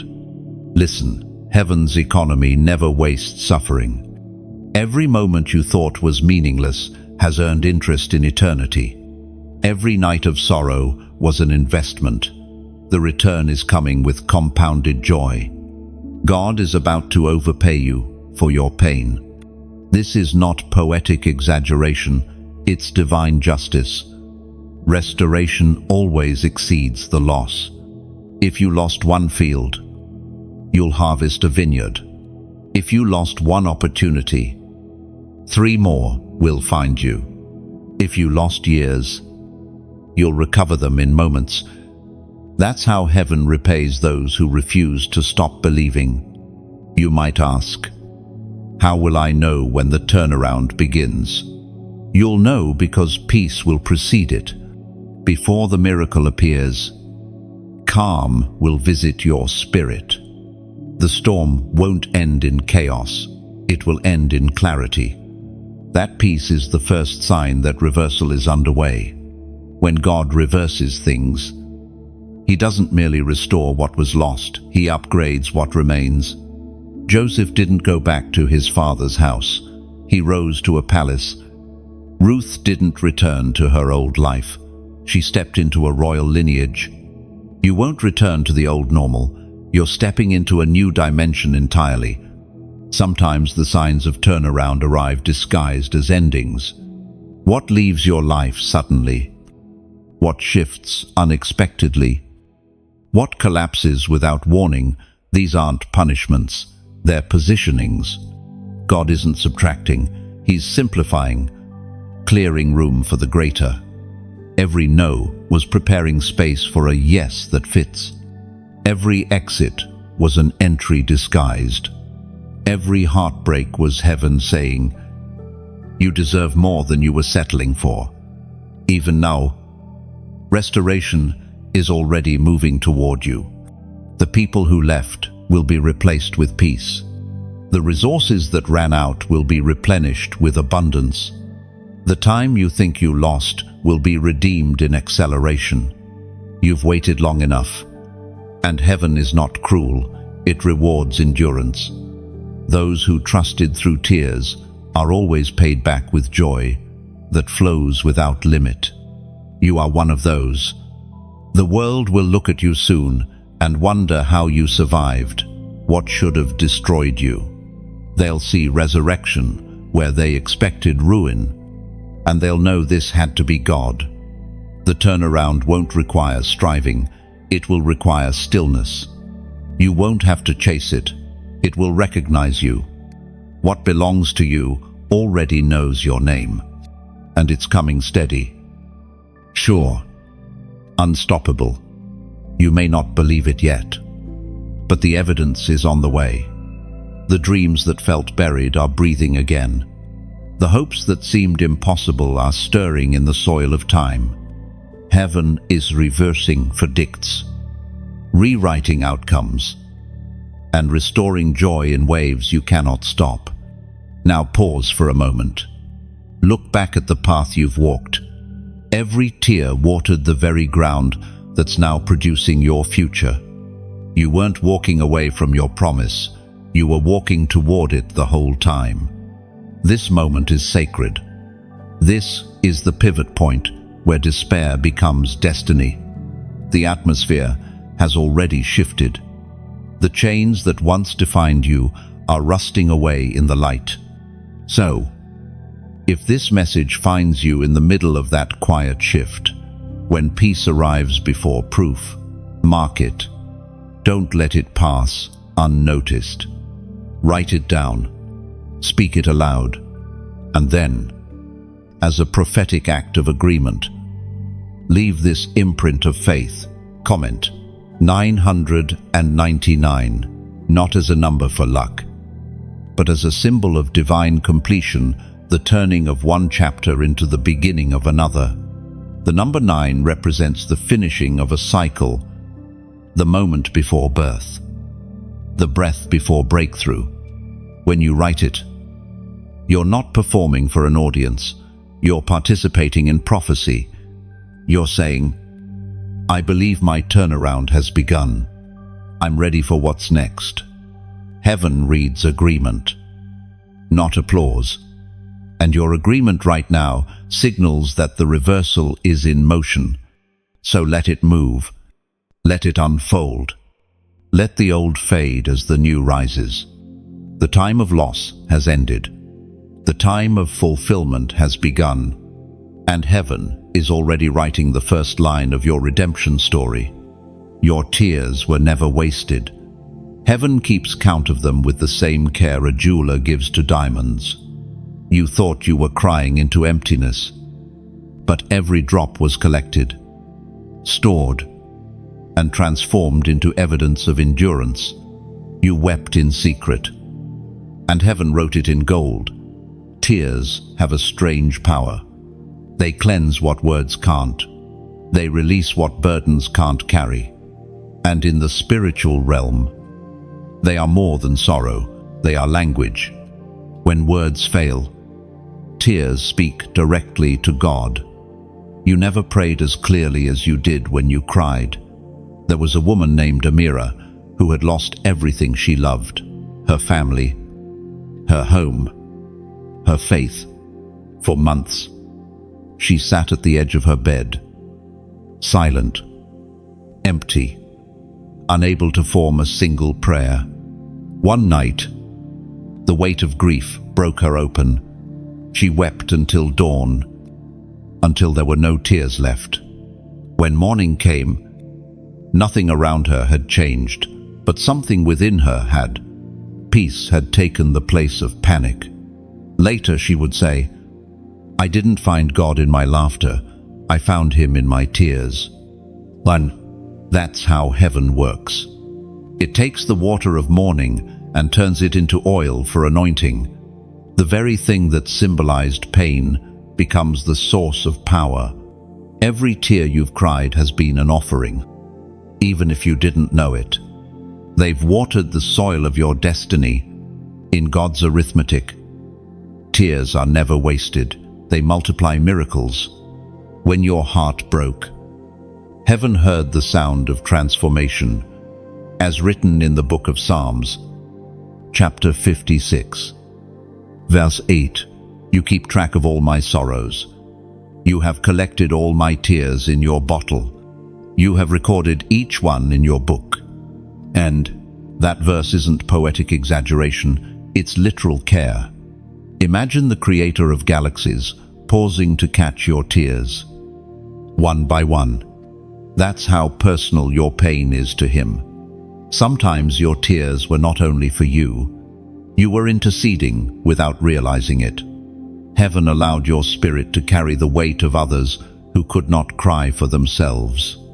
You've stood in the gap for families, for generations, for nations.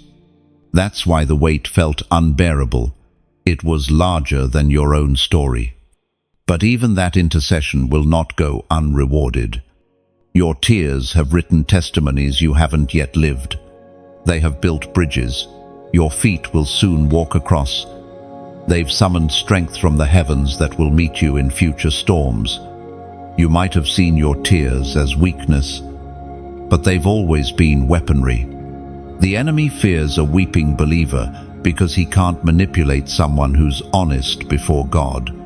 Every tear that fell in surrender disarmed hell's accusation.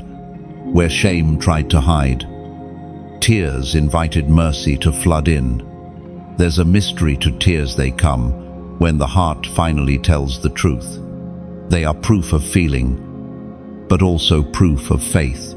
Only those who still believe that God listens bother to cry to Him. The fact that you wept means you never stopped hoping. Even if you told yourself you had, one day soon, those tears will speak louder than any victory. Shout. The same eyes that once blurred with pain will witness restoration. The same hands that once trembled in grief will hold blessing steady. The same heart that once cracked open will now overflow with joy that knows its cost. The tears of this season are receipts, proof of investment. They testify. This one didn't give up, and heaven never leaves faith unpaid. Even creation mirrors this truth. Rain is nothing more than the sky weeping. Yet without rain, nothing grows. Your tears have been watering the future you haven't seen yet. Soon, the harvest will answer back. You will see why it had to hurt. You will see why it had to take time. Pain refines what comfort never could. Your tears washed away the illusions that comfort would have kept intact. You've learned to pray without words, to worship without music, to trust without feeling. Those are the lessons only tears can teach. And when joy finally comes, it will not erase your tears, it will reinterpret them. You will see how each one was a note in heaven's song, how every drop harmonized with divine purpose. The melody of your pain will become the music of your praise. So, wipe your face. But don't regret the crying. Every drop carried meaning. Every sob was recorded. And every ache had an answer waiting in heaven's storehouse. You've sown in tears. Soon you'll reap in laughter. The balance is shifting even now. What once fell as water will rise as fragrance. Your tears were legal documents. Heaven has already signed them. The verdict, redemption. Your tears were not signs of defeat. They were signatures of surrender. Every drop carried your name into heaven's court, declaring, still believing. That sound echoes longer than shouting ever could. In the unseen, angels gathered around the altar where your tears fell, mixing them with incense of intercession. That fragrance still rises every time you whisper, "Thank you." Even now, those same tears are transforming into rain for someone else's desert. What once symbolized your breaking will soon become another's blessing. So, let the final tear fall without shame. It doesn't mark your weakness, it announces your completion. Heaven has heard, and the clouds above you are already heavy with answered prayers. You carry kingdom codes, divine blueprints written not on paper, but within your spirit. Before your birth, heaven wove secrets into your being. They were not meant to be obvious. They were meant to unfold through obedience. The gifts, instincts, and insights you carry are not random quirks of personality. They are languages of heaven disguised as traits of humanity. From the beginning, God has hidden his messages in people. Joseph carried the code of administration. David carried the code of worship. Esther carried the code of courage. You, too, carry a code, a combination of talents, tendencies, and timing that heaven designed specifically for this generation. Have you ever wondered why you think differently? Why you notice what others overlook? Why certain injustices break your heart more deeply than most? That's your code activating. Heaven's imprint causes your spirit to resonate with specific needs in the world. When you move in compassion, when you create beauty, when you speak truth, it's not just emotion, it's encryption, revealing itself through action. There was once a craftsman named Elior who could see patterns others missed. While others carved wood, he carved stories into his designs, symbols that seemed meaningless until light hit them a certain way. Then hidden messages appeared, like prophecy etched in oak. When asked how he learned to carve like that, he said, "I don't carve with my hands, I carve with what heaven whispers." He didn't know it, but he was translating a code only his spirit could understand. That's what happens when you operate in your divine assignment. The ordinary becomes extraordinary.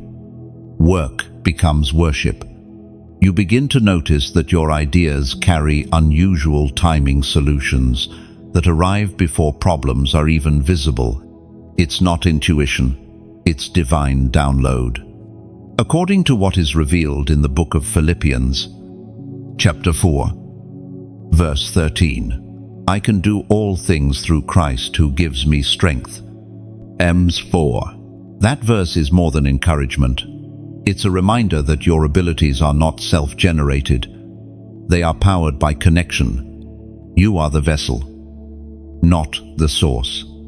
The strength that flows through you carries divine information, spiritual technology that unlocks change wherever you move. When you write, speak, create, lead, or comfort, heaven transfers its code through you into the atmosphere. Every act of obedience uploads data of light into a world darkened by confusion. You might not see the impact immediately, but heaven never sends empty signals. Every faithful action sends ripples through eternity. The reason you felt misunderstood or misplaced is because not everyone can interpret your frequency. The code inside you speaks a dialect that only those tuned by the same spirit can discern. That's why you often feel different. You are. You're not malfunctioning, you're encrypted. You've also experienced spiritual interference times when it felt like your creativity was blocked or your clarity vanished. Those moments weren't failures, they were firewall resets. God was recalibrating your connection to ensure that what flows through you remains pure. When the system updates, it often goes quiet. Heaven protects the integrity of its data by allowing moments of stillness. Your code isn't just about talent, it's about timing. Every move must align with heaven's calendar. You can't rush the revealing of a blueprint that's still being unfolded. The world around you may be clamoring for speed. But divine design values accuracy over acceleration. You might feel like you've wasted years, but in the language of the kingdom, no preparation is wasted. Every lesson, every hardship, every delay was data being compiled. What looks like stagnation in the natural is synchronization in the spiritual. When the time comes, your code will activate at full capacity. Circumstances will suddenly align, and everything that once felt scattered will click into harmony. That's the moment of deployment, the point where heaven says, "Now." You've already felt glimpses of it. Those moments of deep resonance when something inside you lights up and peace floods your chest. That's activation energy. Heaven confirming, this is what you were built for. You are not called to copy anyone else's assignment. Clones cannot carry kingdom codes. Only originals can. God designed you with a unique frequency because your impact is meant to fill a specific gap. Comparison corrupts the signal. Authenticity amplifies it. The more you become yourself, the clearer heaven can speak through you. Think of your life like a musical instrument tuned by the divine hand. Each challenge tightens a string. Each lesson fine-tunes your tone. When you resist the process, the sound distorts. When you surrender, the melody emerges. The world needs that melody. You carry notes no one else can produce. In spiritual terms, this means the way you love, forgive, endure, and create carries resonance. Every time you choose faith instead of fear, your frequency rises. You harmonize with heaven's rhythm. You begin to vibrate in sync with the very heartbeat of God. There's a reason why certain people feel peace when you enter a room. It's not charisma, it's calibration. Your presence alters atmospheres because the code in you releases alignment. That's the quiet power of those chosen for divine purpose. You may not have recognized it yet, but your entire life has been one long decoding process. Childhood, pain unlocked empathy. Delayed dreams developed patience. Loss produced discernment. Each experience, whether joyful or painful, added a new layer of understanding to your frequency. And soon, the world will experience what heaven has always known: the sound, sight, and strength of a life fully activated.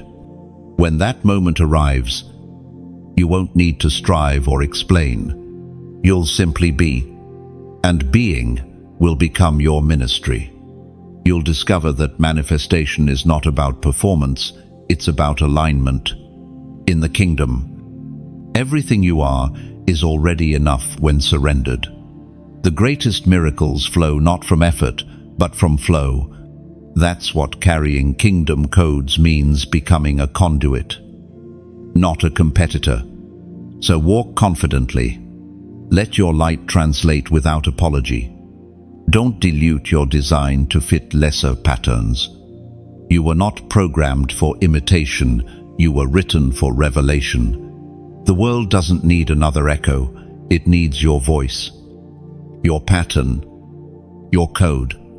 And heaven has already stamped it with approval. The encryption inside you is beginning to unlock. Stay faithful to the process, because when heaven finishes decoding you, the world will finally understand why your light had to take its time. This is your activation moment. The hour when what has been forming in silence begins to move in light. You can feel it. Something deep within you has started to stir again, like a heartbeat, sinking to heaven's rhythm. The preparation has ended.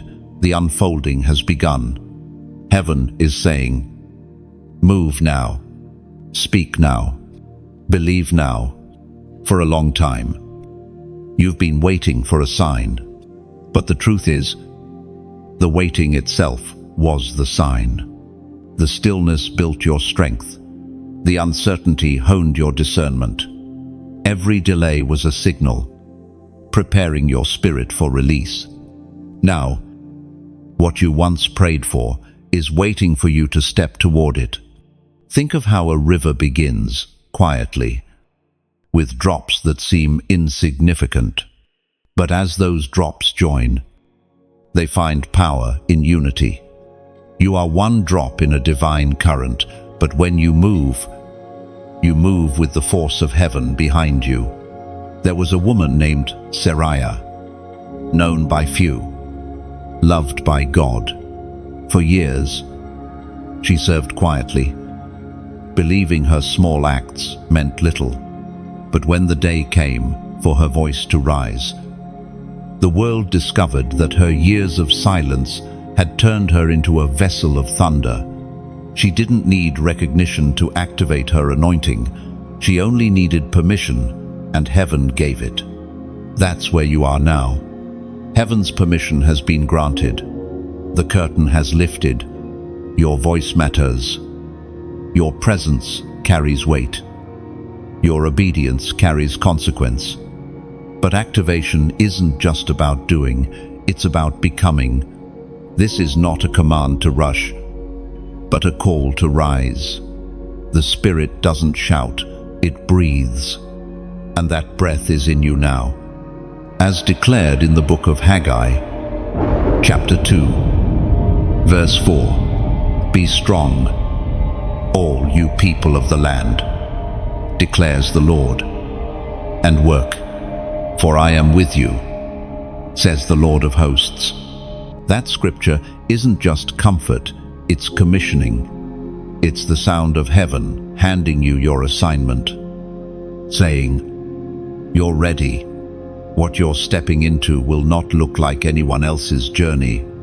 You are a voice carved by experience, a vessel molded by divine pressure. And when you speak, others will hear more than your words. They will hear the sound of their own awakening. As you walk forward, remember, activation begins with awareness. You cannot carry what you deny. You cannot release what you refuse to believe is in you. Trust the preparation. You've already been trained in the wilderness. Now, heaven calls you to walk among the harvest. The moments of doubt you faced were not proof of weakness. They were invitations to faith. Doubt is simply the doorway that faith must pass through to reveal its strength. Every question you've asked in honesty has been a step closer to your purpose. Now, breathe. The air has changed because the season has changed. You're not behind. You're precisely on schedule. What once resisted you is now making room for you. And as this moment unfolds, let's pause, not to rush into noise, but to honor what heaven is doing through this very space. Every word written here, every story told, every whisper of encouragement, it isn't entertainment. It's nourishment for weary souls who've forgotten their fire. If this message has found you, if it's touched something sacred within, then let it keep flowing beyond you. Press like, not as routine, but as resonance, as a quiet way of saying, "This truth lives in me." When you share, imagine lighting another candle in a long corridor, one spark guiding another traveler home.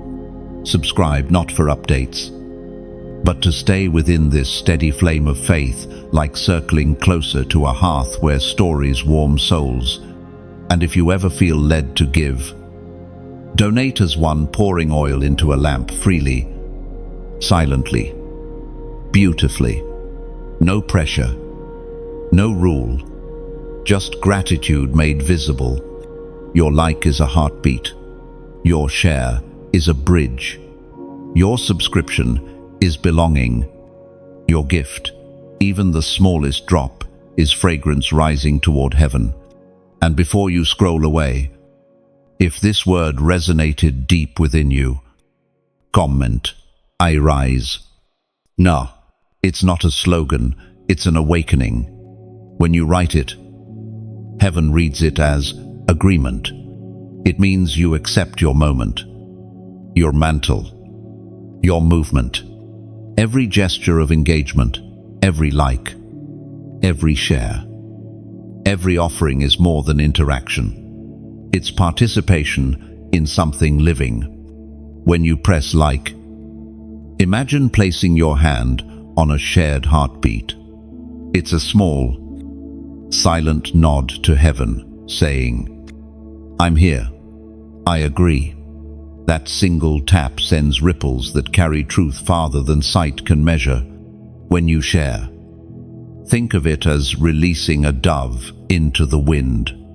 You never know where it will land, whose window it will perch on, whose storm it will soften. Your share could be the exact message that keeps someone from giving up tonight. When you subscribe, you're not signing up for noise, you're joining a circle of light. It's like stepping closer to a bonfire on a cold night, letting the warmth of faith and purpose reach deeper into your bones. And when you donate, give the way rain gives to the earth, not reluctantly, but naturally. The soil never demands, it simply receives and multiplies.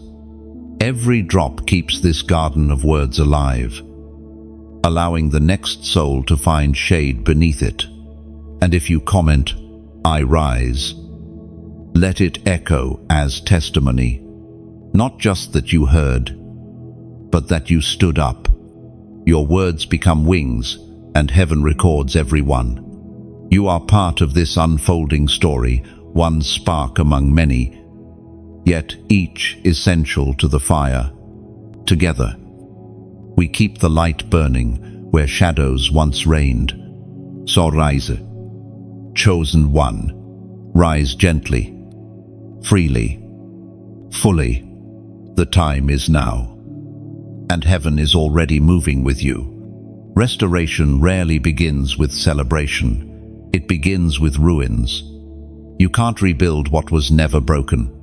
That's why God allows certain walls to crumble, certain dreams to fall apart. It's not cruelty, it's construction. Sometimes He must let what was built by fear collapse so He can rebuild you on the foundation of faith. There are seasons when life feels like scattered pieces on the floor. You look at what's left and wonder how it could ever fit together again. But restoration doesn't start with structure, it starts with surrender. When you stop trying to force the pieces back into old shapes, that's when the divine hand begins to move. You may not realize it, but you are already standing in the early dawn of restoration. The signs are subtle, the peace that doesn't make sense, the strength returning where fatigue once ruled, the small flicker of hope that refuses to die. These are heaven's quiet signals that rebuilding has begun. As written in the book of Jeremiah, chapter 30, verse 17, "But I will restore you to health and heal your wounds, declares the Lord, because you are called an outcast, Zion for whom no one cares." That promise wasn't written for ancient times alone. It was written for souls like yours. You who have felt overlooked, unwanted, forgotten. God's restoration begins precisely where rejection has done its deepest work. The world labeled you outcast, but heaven calls you foundation. There was a man named Arden, once a builder of temples, who lost everything when his city burned. All his work, his reputation, his home gone in a single night. For years, he refused to lift a hand again, believing his purpose had died in the ashes. One day, while walking past the ruins, he found a single brick that hadn't cracked. He picked it up, brushed off the soot, and heard within his spirit, "Begin again with this." That brick became the cornerstone of a new temple, greater than the last. That's how restoration begins, with a fragment. One prayer, one act of obedience, one decision to breathe again. You don't need to see the whole structure. You only need to believe that what's left is enough. God never asks you to rebuild alone. He provides the blueprint and the strength. You may carry wounds that have lingered for years, some visible, some unseen, but every scar is soil where healing grows. You are not disqualified by pain, you are qualified by it. God restores not by erasing the past, but by transforming its meaning. The very thing that once disfigured you will one day define your strength. Healing is rarely loud. It happens in the quiet when you forgive again, when you sleep peacefully for the first time in months, when laughter returns like an unexpected visitor. Those moments are not trivial, they are milestones. Each one marks another corner of restoration complete. You've survived enough to know that healing doesn't come all at once. It comes in waves, grace after grief, peace after panic, wholeness after heartbreak. Sometimes you don't notice it happening until you realize one morning that the ache has softened, that the old memories no longer sting. That's when you know heaven has touched the wound. Restoration is not about going back to what was. It's about becoming what always should have been. The old structures that fell weren't failures. They were foundations for something truer.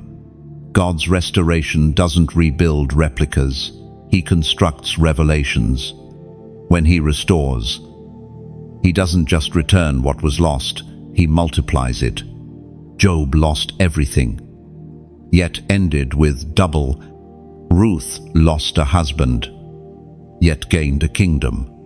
Peter Daniel, yet was chosen to lead. Their stories echo this truth. Heaven restores better, not simply back. If you look closely at your life, you'll see the same fingerprints. The relationships that broke taught you discernment. The doors that closed led you to windows you never knew existed. The seasons that drained you are now the very wells you draw wisdom from. Restoration doesn't erase history, it redeems it. You are not behind, you are being rebuilt. Slowly, beautifully, deliberately. Every delay is another layer of divine craftsmanship. The potter does not rush the clay. He molds it until it can hold glory without cracking.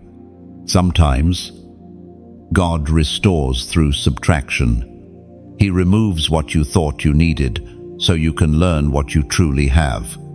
People, plans, even dreams may leave, not as punishment, but as pruning. What's left afterward is purer, lighter, stronger. Your healing will not be dramatic, it will be undeniable. You'll look in the mirror one day and realize the reflection no longer carries sorrow's shadow. The light in your eyes will be steady again, the kind that can only be born from surviving. And when you speak of this season, you won't talk about pain, you'll talk about power. You'll say, I thought I was finished, but I was only being formed. On freeing, the wounds that once bled disappointment will soon glow with testimony.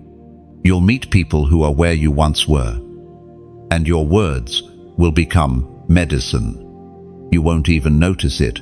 At first, you'll speak casually, gently, but heaven will use your healed scars as instruments of comfort, because that's the secret of restoration. What God heals in you, He intends to heal through you.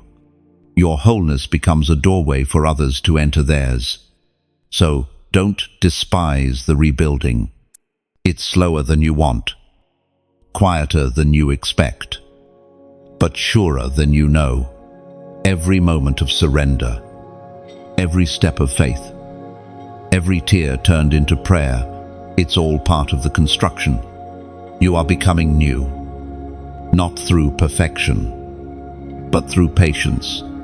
You are learning to live again, not by forgetting the past, but by forgiving it.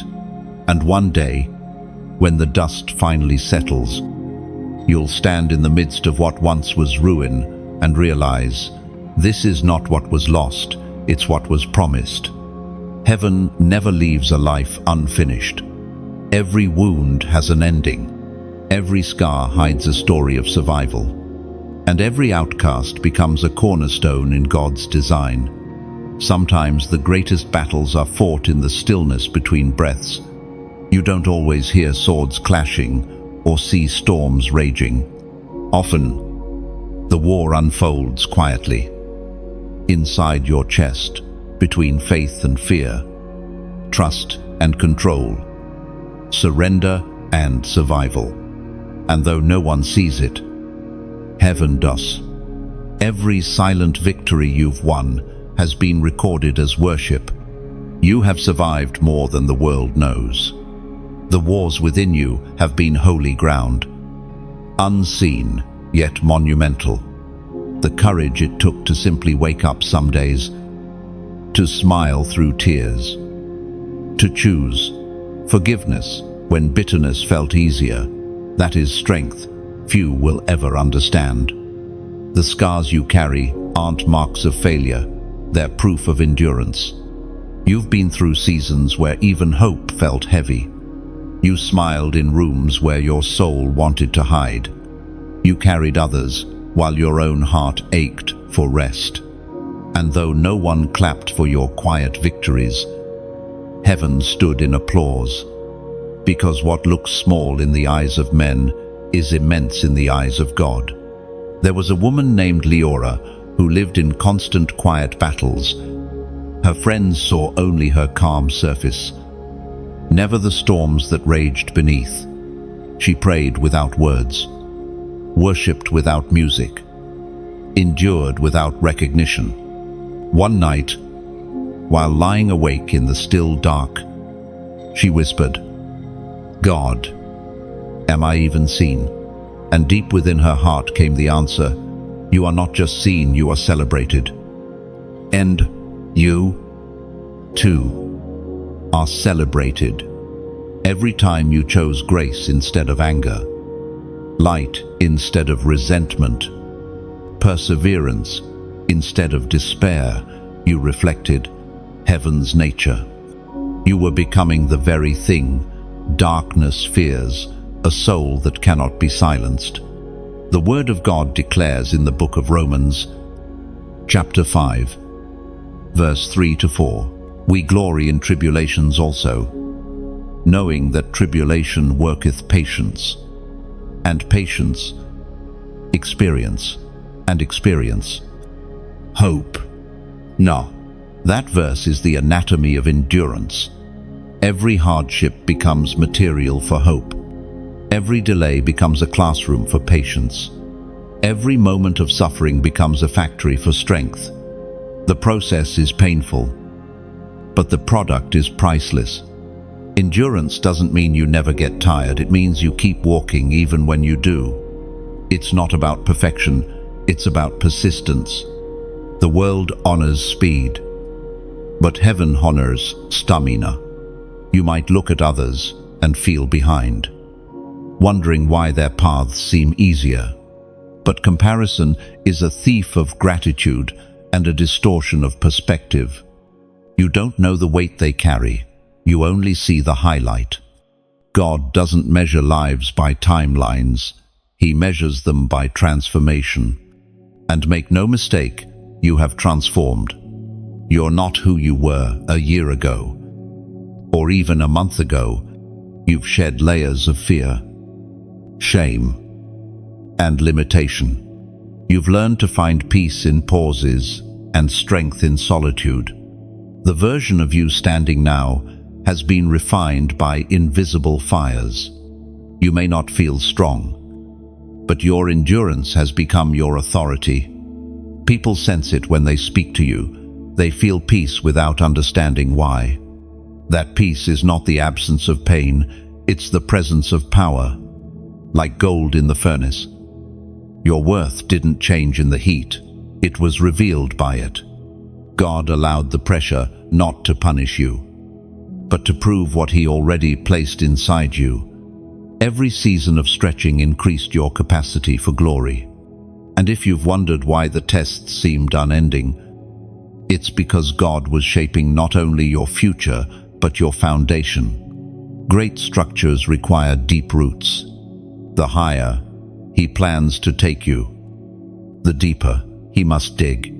You've been through spiritual excavation, and the hollow spaces carved within you will soon be filled with light. In this season, endurance isn't just surviving, it's shaping your influence. People are drawn to those who've wrestled with sorrow and emerged with empathy. You are becoming a voice of calm in a chaotic world. A lighthouse built from the stones once thrown at you. Look at the road behind you, the detours, the tears, the days of silence, and see them now as the training ground for grace. You didn't just endure for yourself, you endured for those who will follow your footprints. You've been forged into a living testimony that faith doesn't always shout. Sometimes it simply refuses to quit. There's beauty in this quiet strength. Heaven admires it more than loud victories. The angels stand witness to the moments when you kept believing while broken, when you sang softly into the darkness, when you forgave with trembling hands. Every hidden act of faith carries eternal weight. The enemy thought breaking your heart would stop your purpose, but heartbreak became the hammer that shaped it. Every fragment of your pain was reforged into armor. You no longer carry wounds, you carry wisdom. And wisdom, unlike fire, doesn't fade, it glows. It burns low and steady, lighting your path with the warmth of understanding. You've become someone who can walk others out of their storms because you learned how to find peace inside your own. When God builds endurance, He also builds empathy. You'll begin to recognize the hurting easily, not to judge them, but to help them heal. You'll know the tone of pain because you've spoken it fluently, and now you'll use it to comfort. This is what maturity looks like: quiet confidence, deep compassion, unwavering trust. The storms no longer scare you because you've learned that waves bow to the same voice that walks on them. And soon, your story will help others keep walking. Your testimony will be their map. They'll listen to you, not because of what you say, but because of what you've survived. The long nights weren't wasted. The unanswered prayers weren't ignored. Every moment of holding on was counted, and every tear will return as fruit. You've crossed the invisible line between surviving and overcoming. Now you live from a different strength, a strength that doesn't boast, doesn't break, and doesn't beg for validation. This is what endurance has done. It has made you unshakable. You may bend, but you do not break. You may cry, but you do not quit.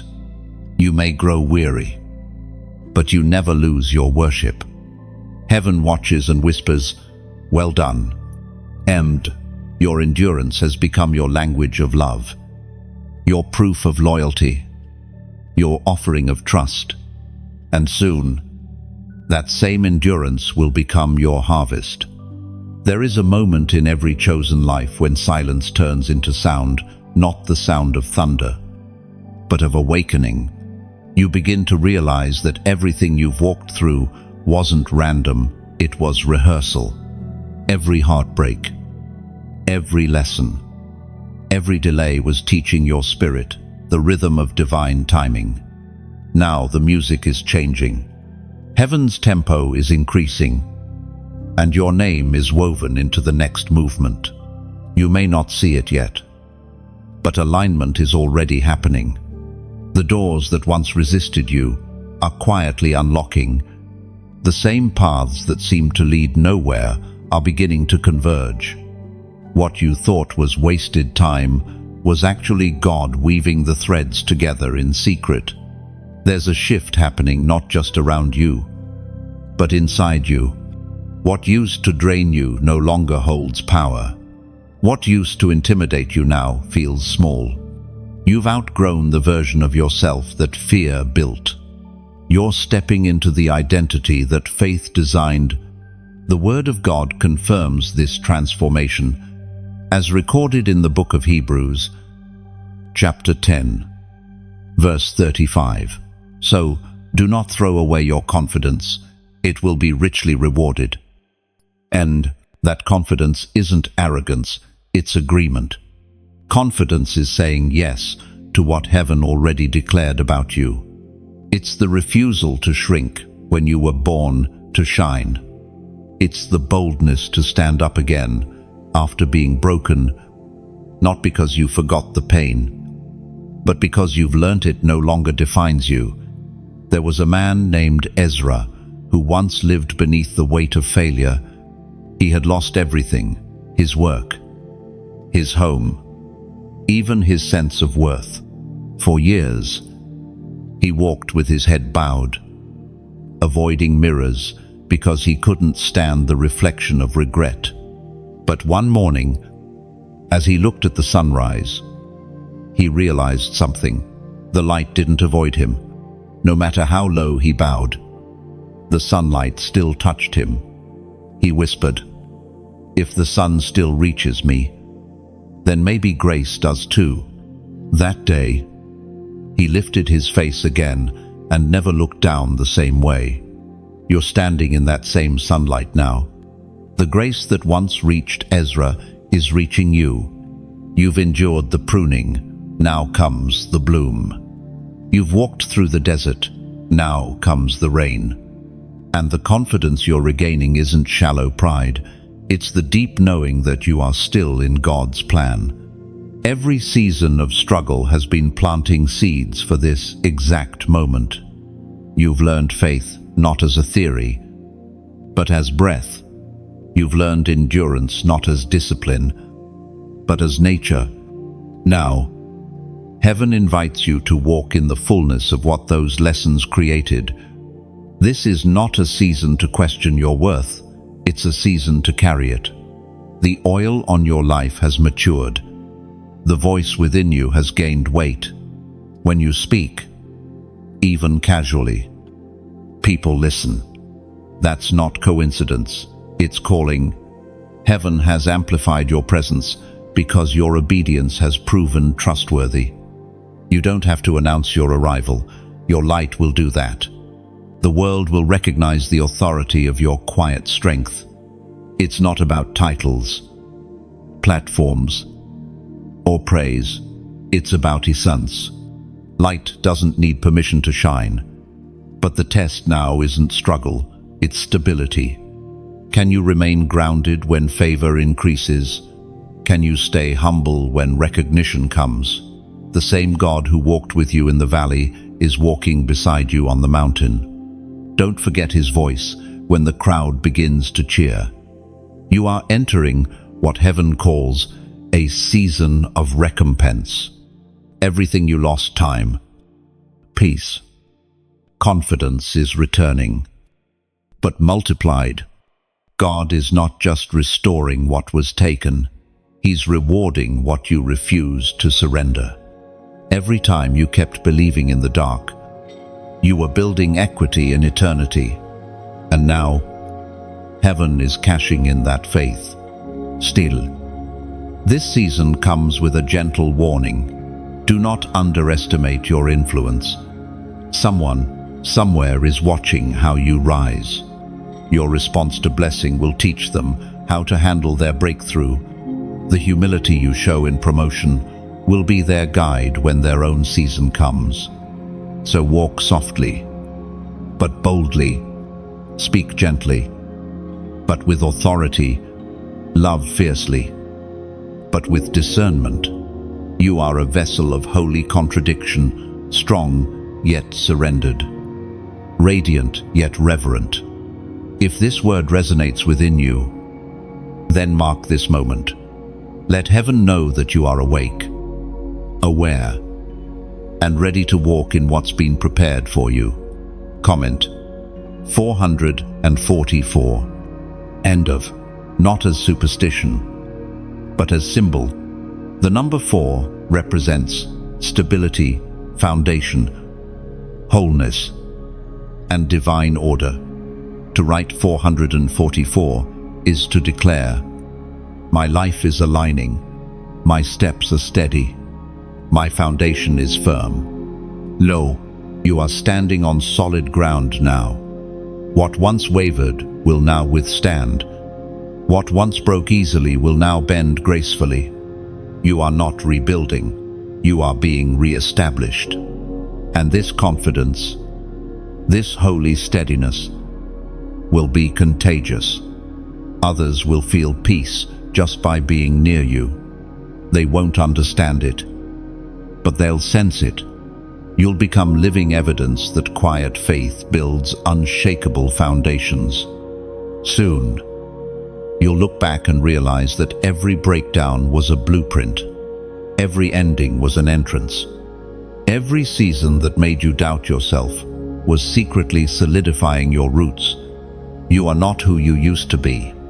You are a living monument of divine order, a pillar built by perseverance. You have learned to stand without striving, to move without fear, to believe without evidence. This is what restoration looks like. When it matures, it becomes rhythm, it becomes steadiness, it becomes peace. The shaking has ceased. The settling has begun. Your confidence is not returning, it's revealing itself. And heaven smiles, knowing that the one who nearly gave up now walks with unbreakable grace. There are moments in life when the invisible becomes undeniable. You can't see the hand of God, but you can feel its weight on your spirit steady. Sure, deliberate. Something inside whispers, this isn't coincidence, and it isn't. Every turn, every pause, every delay was written into a design older than time. You are walking through coordinates heaven drew before your first breath.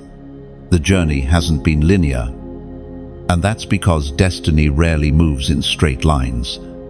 It loops, it wins, it circles back. You've called it confusion, but it was choreography. God has been positioning you, step by step, into perfect alignment. What looked like detours were actually divine recalibrations. It's easy to mistake waiting for wasting, but waiting is sacred ground. It's the workshop of patience, the garden where trust grows, roots. When you learn to wait well, you begin to understand heaven's rhythm. The world rushes, God refines. The world chases, God chooses. You've lived long enough to know that doors don't open just because you knock louder. They open when you've become the person who can walk through them without losing yourself. That's why certain opportunities didn't arrive earlier. Your character was still being strengthened to sustain your calling.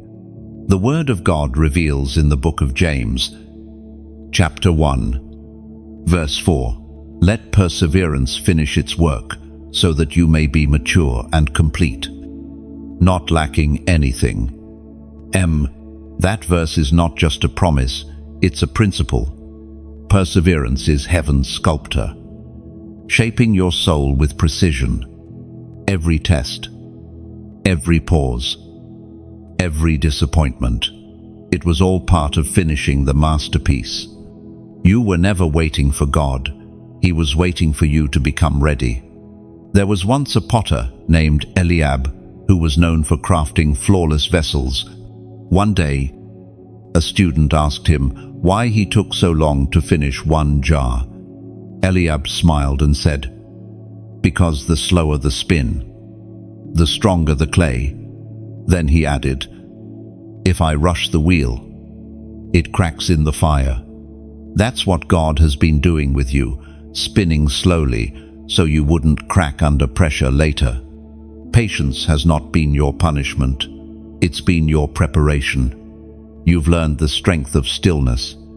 You've learned to let go without losing heart, to stay gentle even when tired, to trust even without answers. Those are divine skills. Every delay carved depth into your character. Every unanswered prayer built endurance in your spirit. You've learned that faith is not measured by how quickly things happen, but by how long you can believe without seeing. And now, without realizing it, you've become unshakable. The storms you once feared no longer move you the same way. You've discovered that peace is not the absence of chaos, it's the awareness that chaos cannot touch what's rooted in God. Your maturity has been the miracle all along. People look for outward signs, money, status, opportunity, but heaven measures transformation. You've become the kind of person who doesn't need constant proof to keep trusting. That's rare. That's holy. When you look back, you'll notice a pattern. Every painful chapter eventually made sense. Every unanswered prayer turned out to be divine protection. Every loss became the soil for new growth.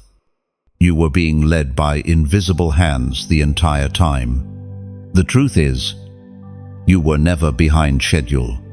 You were being synchronized. God's timing doesn't run late, it runs deep. He works not according to clocks, but according to completion. Think about how seeds grow. Beneath the soil, nothing seems to be happening. Yet, under pressure, roots are forming, breaking through layers of earth, finding water, anchoring themselves. Only when the roots are ready does the stem appear. That's your life. The underground work is almost done. The surface breakthrough is near. This process has humbled you, but it has also clarified you.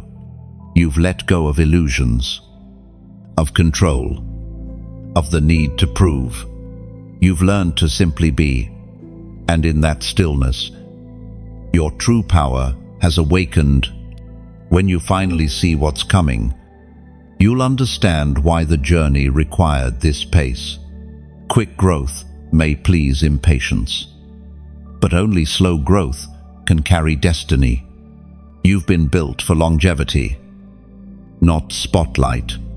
What God plants deeply, the world cannot uproot.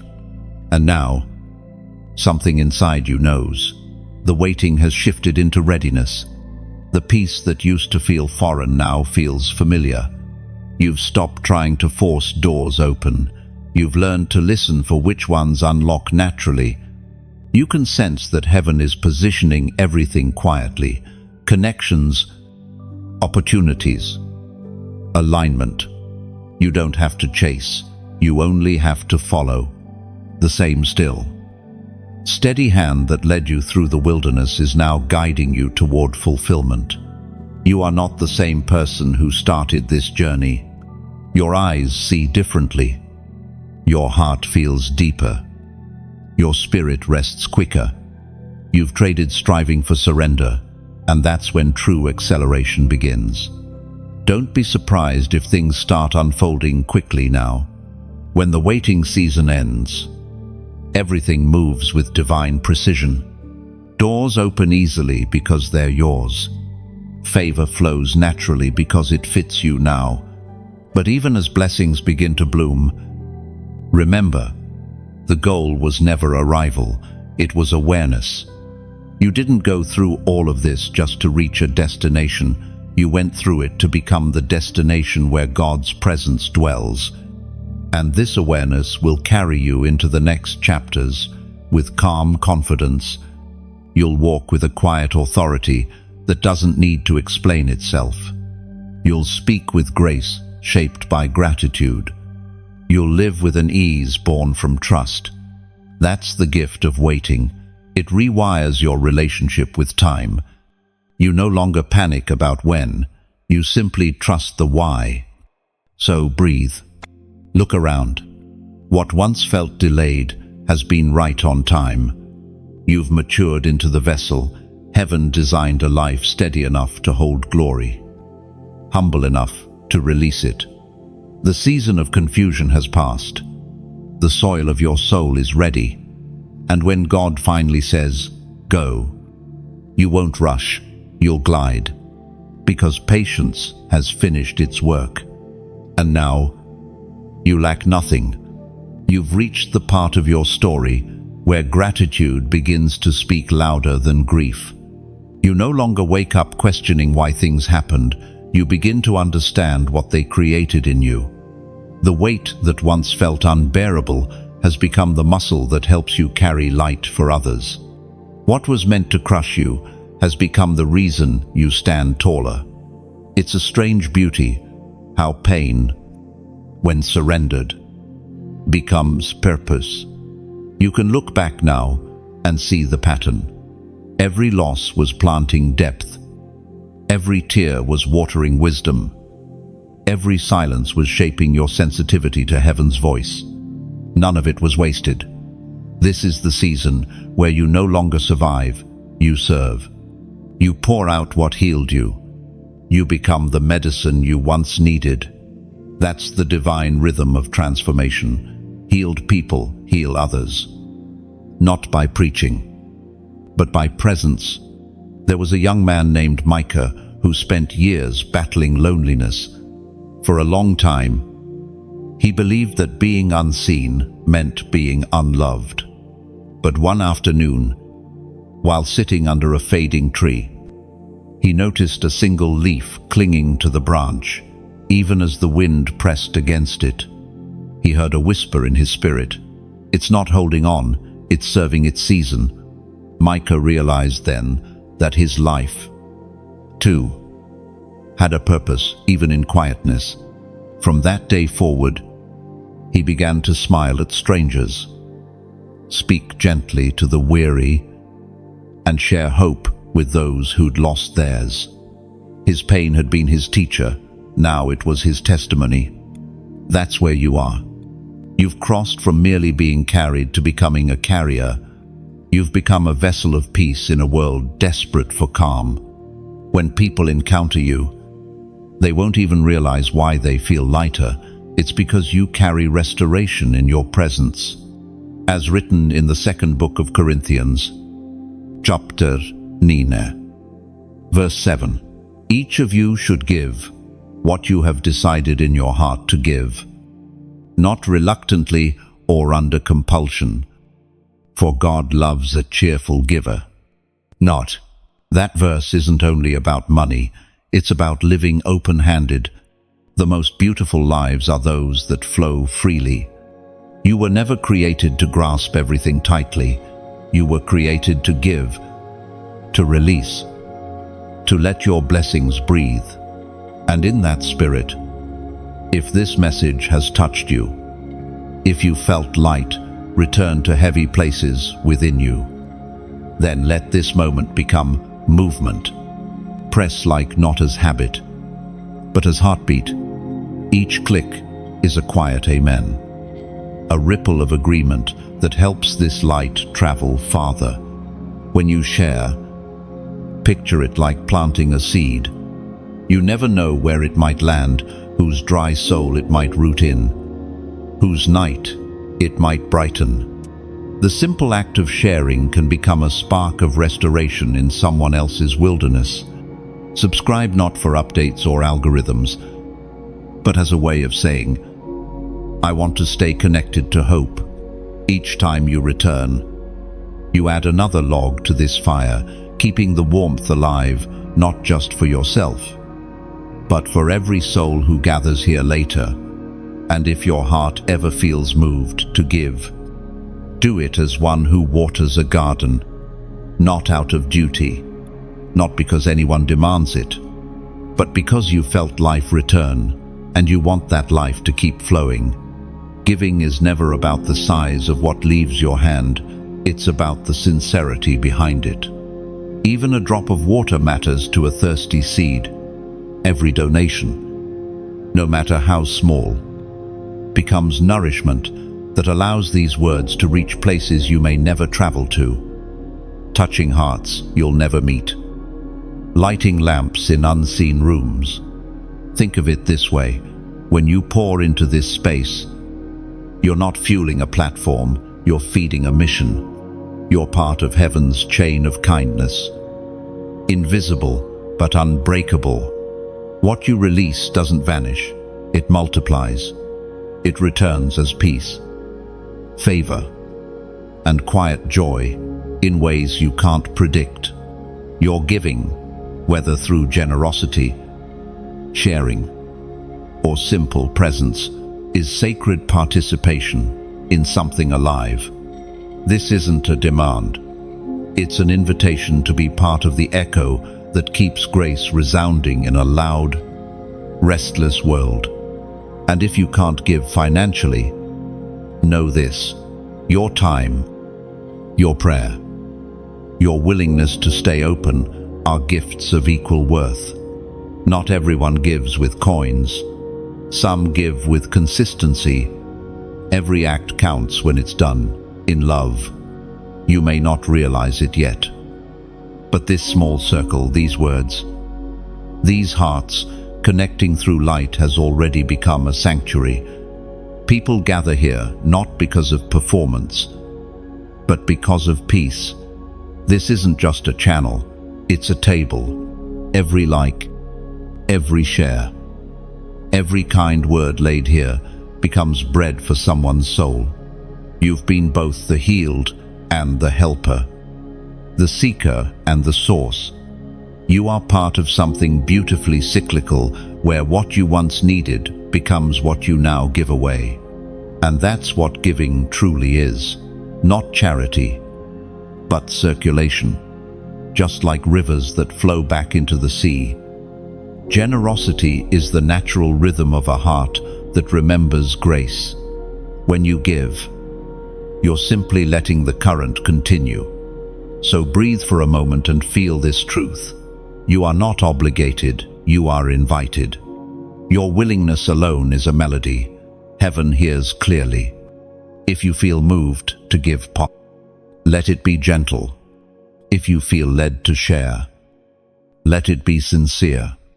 If you feel grateful, let it show through small actions, because even quiet ripples can create great tides. The world doesn't need grand gestures, it needs honest ones.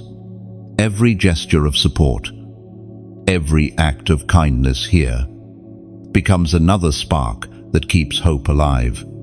And one day, when you look back, you'll see the chain you helped build, how your small yes became someone else's miracle, how your simple share became a seed of salvation. The light you help spread today may be the same light that finds you again tomorrow, when you need it most. So, let your giving be like breathing, natural, free, filled with grace. Let your engagement be joy, not obligation. And let your heart stay open, because that openness is where heaven loves to dwell. Your participation, every gesture, every echo keeps this sanctuary alive. And together, we'll keep tending it like a living flame, until every wandering soul finds its warmth. There are moments when destiny no longer whispers, it starts to breathe. You feel it, don't you? The quiet stirring beneath your ribs.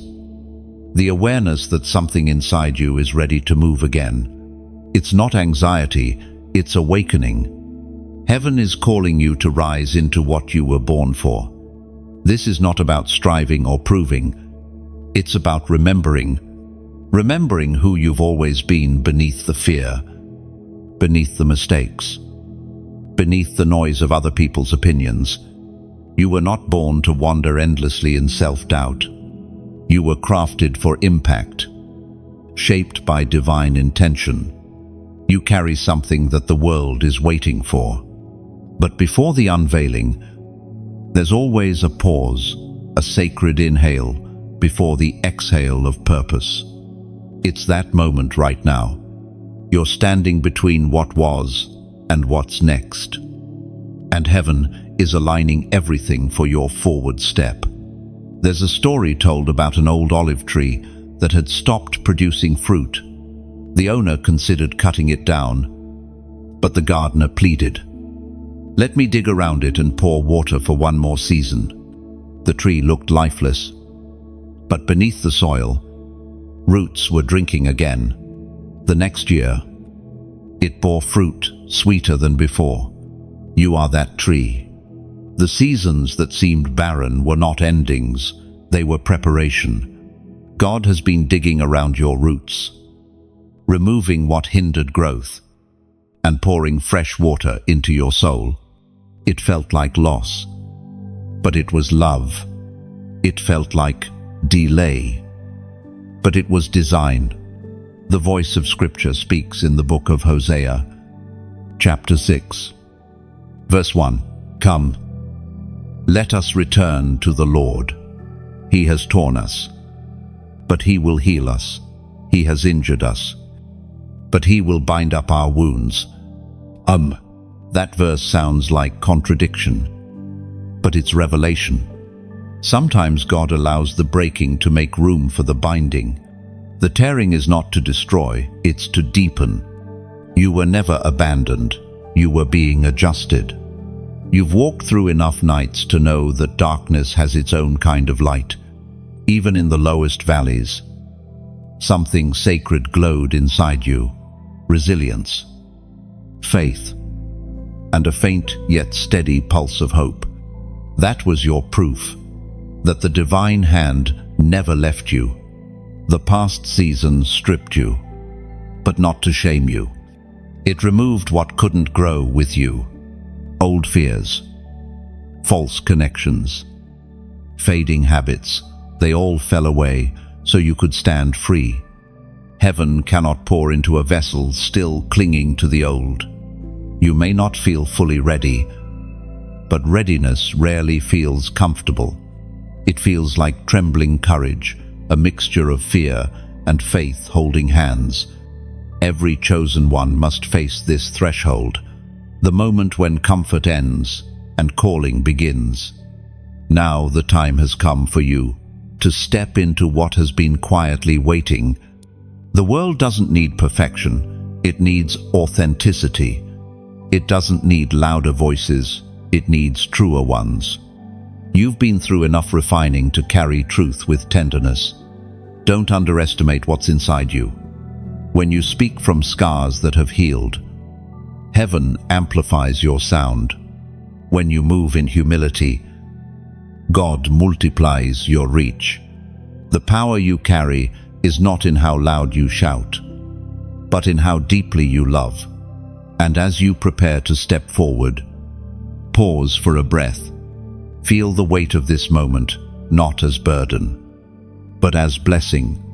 You are standing in answered prayers. Even if you don't yet recognize them, everything behind you has been pushing you toward this. This new chapter won't require the same kind of fight. It will require flow. The striving is done. The proving is done. Now, you move from grace, not guilt, from peace, not pressure. When you look around, you'll start seeing small confirmations, ideas returning, passion rekindling, divine timing unfolding. These are the green leaves sprouting after the storm. The promise of fruit is near. There's something powerful about acknowledging your season. Heaven doesn't move through ignorance, it moves through awareness. The moment you say, I know this is my time, something in the atmosphere shifts to align with your words. So, if this message reaches you in that thin space between hesitation and readiness, take it as your sign. This is your activation moment, the divine nod that says, go. And when your heart agrees with what your spirit already knows, speak it into being. Let heaven hear your echo. Comment, I'm ready. It's not just a phrase, it's a declaration. When you type those two words, you're not merely engaging with text, you're aligning with truth. You're saying, I trust the timing. I trust the process. I trust the one who led me here. That comment becomes a seal, a small but sacred yes in the language of heaven. It marks the transition from waiting to walking, from hoping to happening. You have been torn, but you will be healed. You have been emptied, but you will be filled. You have been quiet, but you will soon be heard. The olive tree within you is waking up again, roots deep, branches wide, fruit forming. And this time, what you produce will not just feed you, it will nourish others. The world has waited long enough for your full becoming. Now it's your turn to rise, not rushed, not forced, but naturally, gracefully, powerfully. Because readiness isn't about having everything in place, it's about trusting that God is already in place. And He is, right here, right now. And when you rise, the heavens will recognize it. The winds will shift in your favor. And even the earth beneath you will whisper, finally. You are stepping into divine rhythm where destiny doesn't demand. It simply flows through you. Your time has truly come. Every chosen one will, at some point, walk through the refining fire. It's not punishment, it's purification. The fire doesn't come to destroy, it comes to distinguish.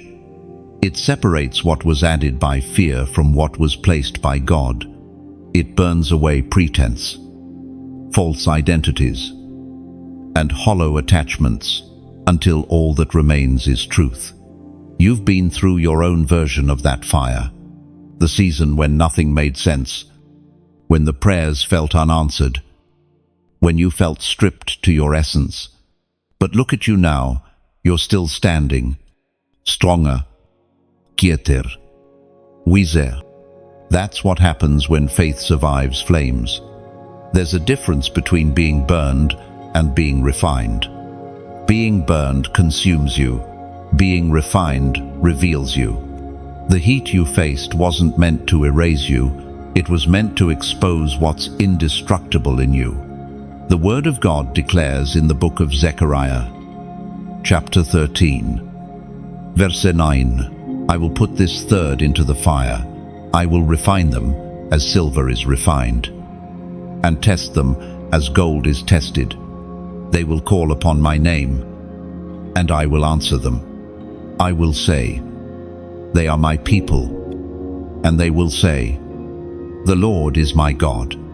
And that is the promise of the fire. It ends in Revelation. You call out, and heaven responds. You are not left scorched, you are left shining.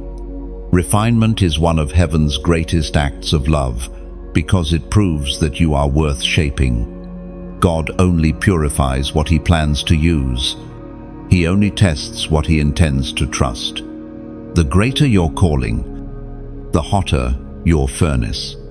But that heat doesn't come to destroy, it comes to form. Gold never fears fire, because it knows the flame cannot destroy what it truly is. The impurities melt away, but the gold remains. The same is true for you. The fire exposed what you were never meant to carry.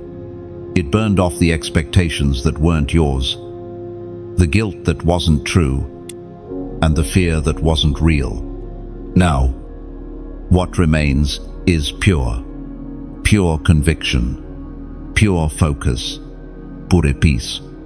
You've learned how to find God, not just in blessings, but in breaking. You've met Him not just on mountaintops, but in valleys.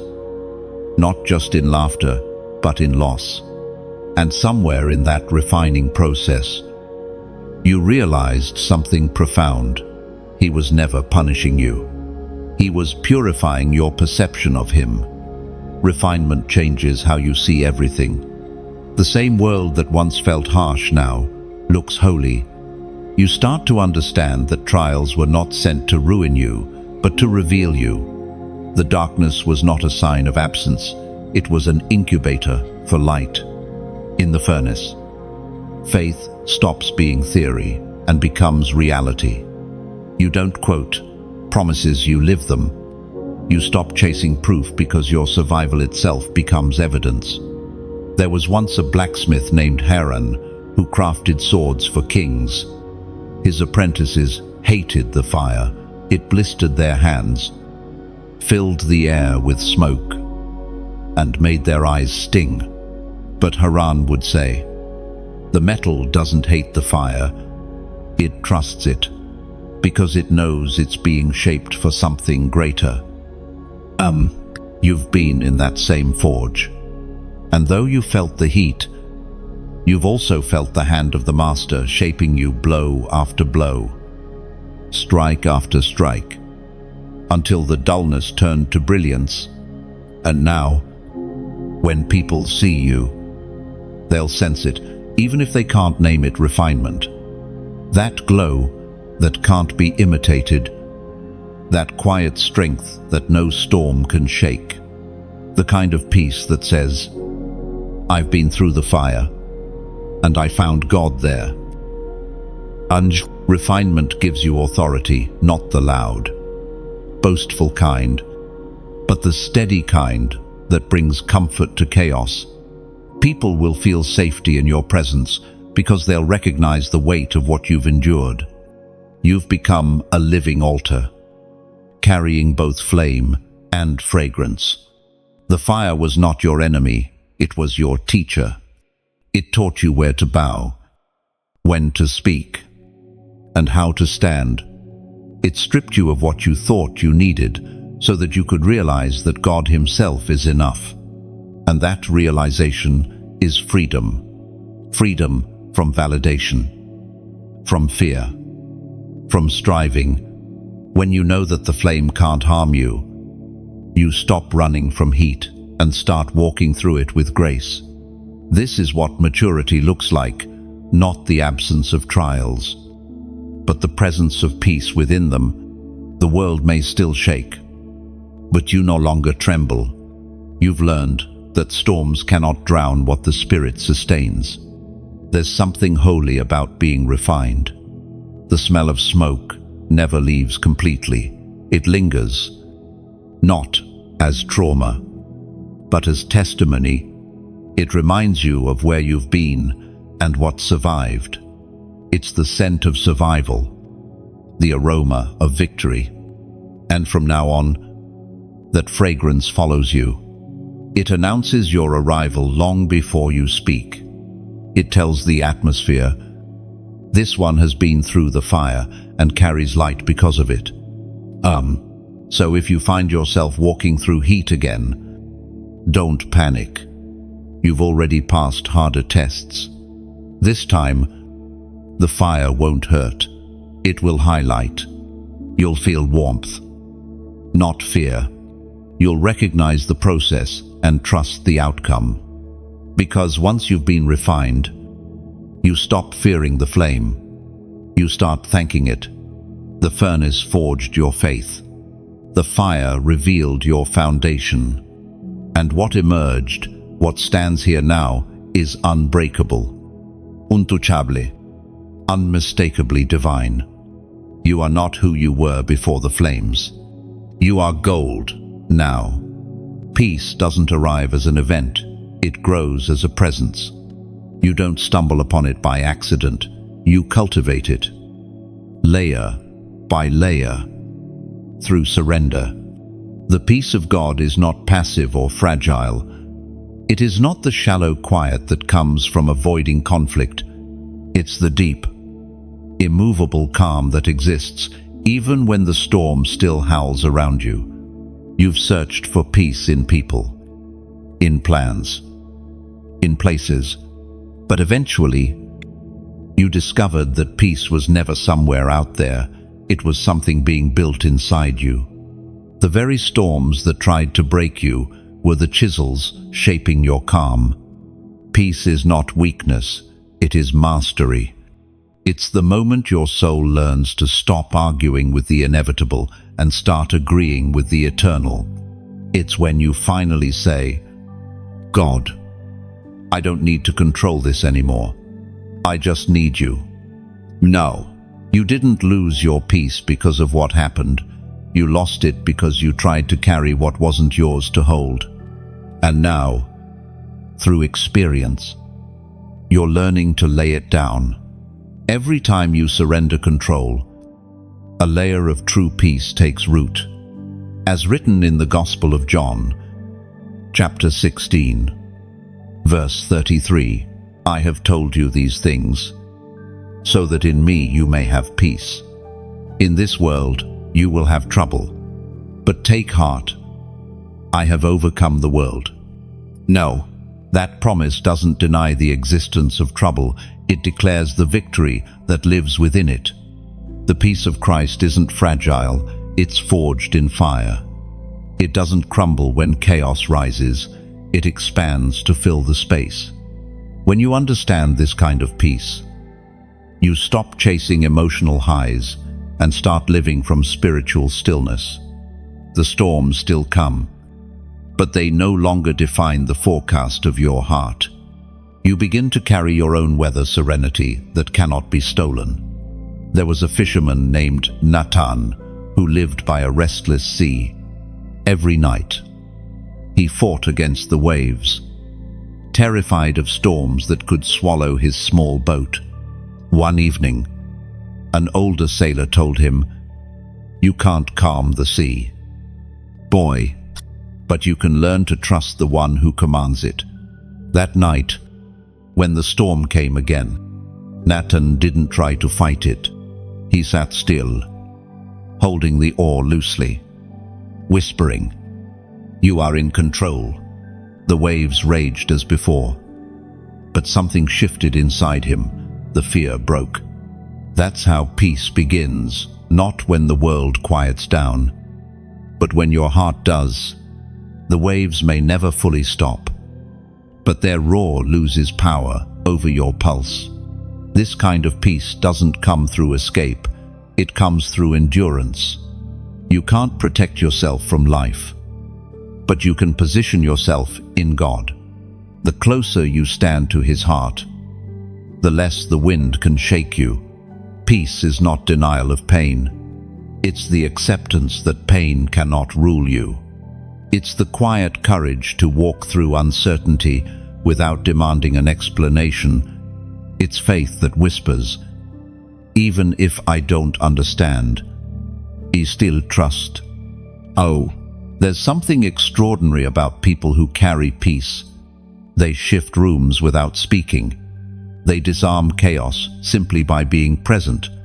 It's not because their lives are easier, it's because their roots go deeper. They've learned to drink from still waters that the world can't pollute. You've become one of those people. You've learned to let go of control, to forgive quickly, to breathe before reacting. You've started to see that not every battle deserves your energy, and not every noise requires your response. That restraint is strength, not silence. The peace that's forming inside you now is not temporary, it's transformational. It changes how you move, how you love, how you see. It slows you down enough to notice beauty again. It teaches you that peace isn't the prize at the end of the journey. It's the posture you maintain along the way. And this kind of peace will attract what striving never could: opportunities, people, favor. They all flow naturally toward hearts that are still. Turbulence repels blessing. Tranquility invites it. Sometimes you'll notice the world trying to pull you back into chaos. Arguments, distractions, fears they'll knock at your door. But you've learned something essential. You don't have to open every door that knocks. Some storms only exist to test your focus. The real test of maturity isn't whether you can fight, it's whether you can stay at rest. Peace doesn't shout, it anchors. It's the invisible gravity that holds your soul steady when everything else spins. And once you've tasted it, you'll never trade it again for shallow comfort or temporary approval. This peace is also contagious. When others see you unshaken, they begin to believe that stillness is possible for them too. You become a quiet teacher, not with words, but with presence. You model what it looks like to live under heaven's weather instead of the world's forecast. And that is how revival begins, not through noise, but through stillness, through the silent authority of people who refuse to be ruled by fear. So keep nurturing this peace. Guard it as your greatest treasure. When conflict tries to tempt you, choose calm. When anxiety whispers, answer with stillness. When life demands speed, move with grace. You are not avoiding life, you're aligning with it. You are learning to move in the rhythm of heaven's calm heartbeat. One day, you'll look back and realize that peace was not something you found, it was something you became. And once you become it, no storm on earth can take it from you. There is a moment in your journey when faith stops being a concept and becomes your atmosphere. You no longer try to believe, you simply breathe belief. You've reached that moment. The doubts that once screamed have softened into whispers. And even those whispers are beginning to sound like worship. This is what spiritual maturity feels like, not a loud victory, but a quiet knowing. You no longer chase signs, you recognize them. You no longer demand evidence, you sense alignment. You've lived through enough storms to know that when heaven moves, the wind always shifts first. You may not see everything clearly yet, but the pieces are fitting together. Every unanswered question has become a seed of understanding. The things that once made you cry now make you grateful. Pain matured you. Waiting refined you. And what once felt like delay was actually protection. Now, peace isn't something you visit, it's where you live. The ground beneath your feet feels steady again because it's built on faith, not fear. There was a woman named Elira who used to pray for lightning, dramatic, undeniable signs that heaven was listening. But over time, she realized that the truest confirmations came not in thunder, but in stillness. One evening, as she prayed by the window, no light split the sky, no voice echoed back, yet she felt warmth rise within her chest. Quiet, but certain, she smiled through tears and whispered, "I understand now. You've been speaking peace all along." Oh, that's where you are living in the language of peace. You no longer need heaven to shout when your heart already hears. As revealed in the book of Proverbs, chapter 3, verse 5 to 6, "Trust in the Lord with all your heart, and lean not on your own understanding. In all your ways submit to him, and he will make your paths straight." Oh, that verse is not a command of control, it's an invitation to rest. Trust is not passive, it's powerful. It's the ability to walk forward without full visibility, knowing that guidance is guaranteed. And right now, that trust is being rewarded. The fog is beginning to lift. The next steps are revealing themselves, not all at once, but enough to keep you moving. You've reached the threshold of clarity. The confusion that clouded your vision has started to break apart like mist under morning light. You're seeing that everything, yes, everything had purpose. Every detour trained your discernment. Every closed door strengthened your redirection. Every heartbreak softened you enough to carry healing for others. Nothing was wasted. Now you move not with fear, but with flow. You no longer panic about timing because you trust the divine calendar. You no longer beg for signs because you've learned that peace is the loudest answer. This is your alignment season, when what's within you matches what's around you.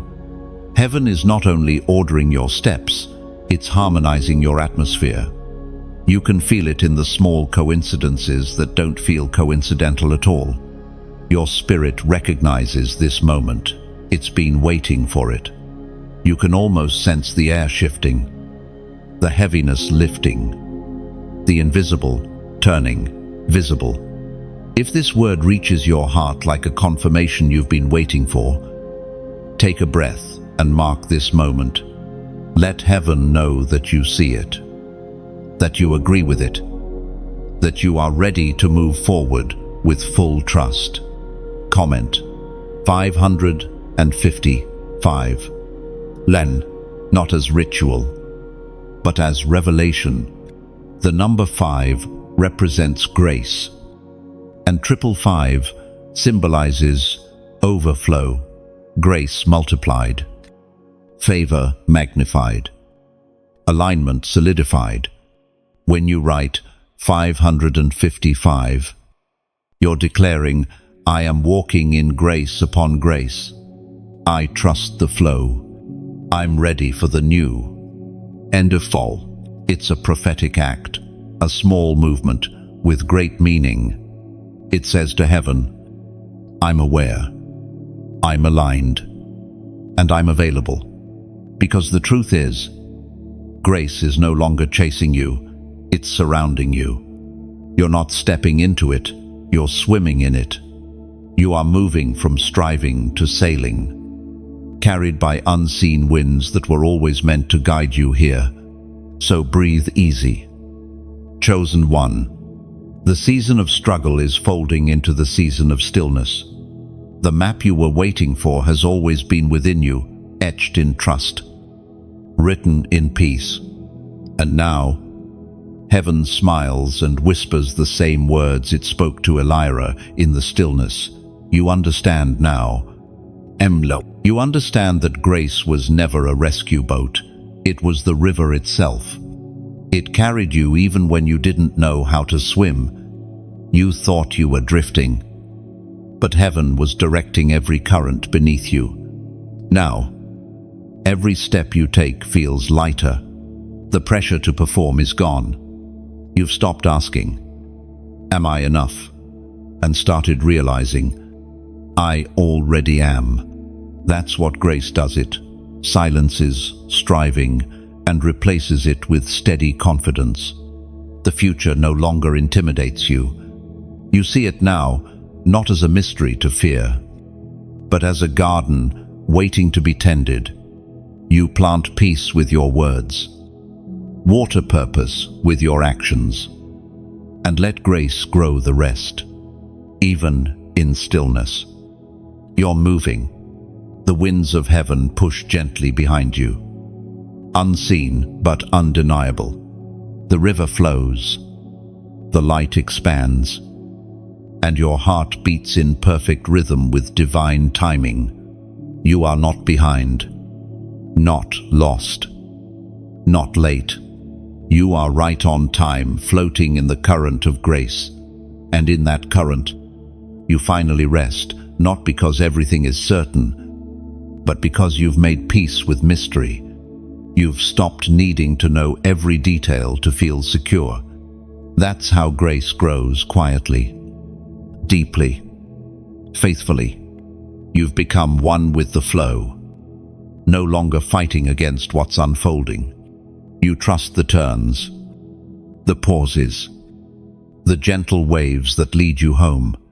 This is what it means to live in divine rhythm, to breathe without fear, to move without force, and to know that wherever you go next, grace is already there, waiting.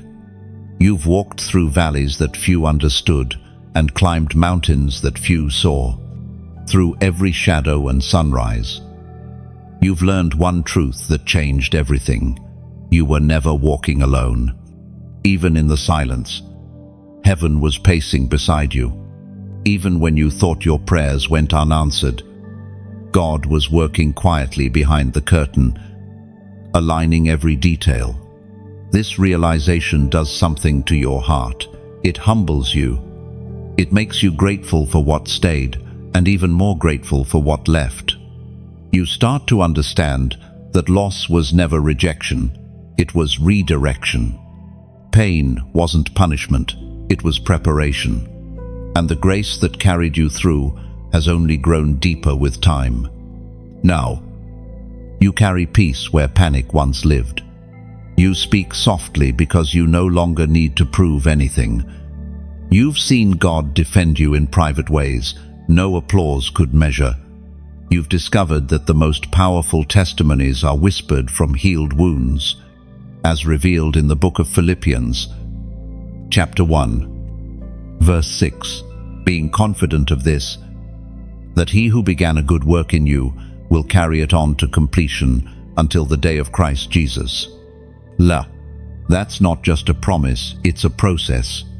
The good work is still unfolding, and you're living proof that grace finishes what it starts. When you look back, you'll see that every season built something essential. The tears softened your heart. The trials sharpened your discernment. The waiting taught you wisdom. Every piece has come together to form the person standing here now, stronger, steadier, more surrendered.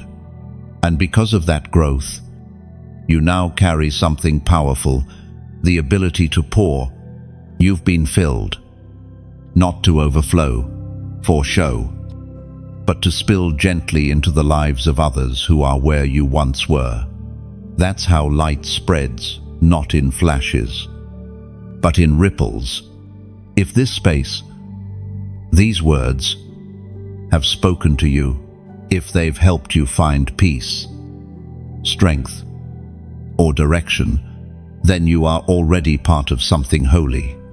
This isn't just a message, it's a movement of hearts being healed in real time.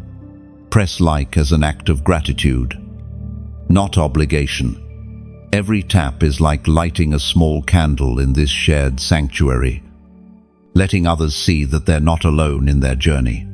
When you share, imagine releasing a dove into a weary sky. You never know whose heart that gentle message will land on. Sometimes one shared post can find the one soul praying silently for a sign that they're still seen. Subscribe not for updates, but for connection. Think of it as returning to a familiar table where hope is always served warm. Each visit adds another spark to the growing circle of light, keeping this flame alive for those still searching. And if your spirit feels stirred to give, let it be simple, sincere, and from the heart. Donating is not a transaction, it's an offering of gratitude. It's like watering a field where you once found food. When you give, even in small ways, you're helping keep this space alive for countless others who will find it in their hour of need. You're extending the table so more souls can sit and be fed. Think of every donation as a ripple in a pond. You may not see how far it travels, but the waves always reach someone.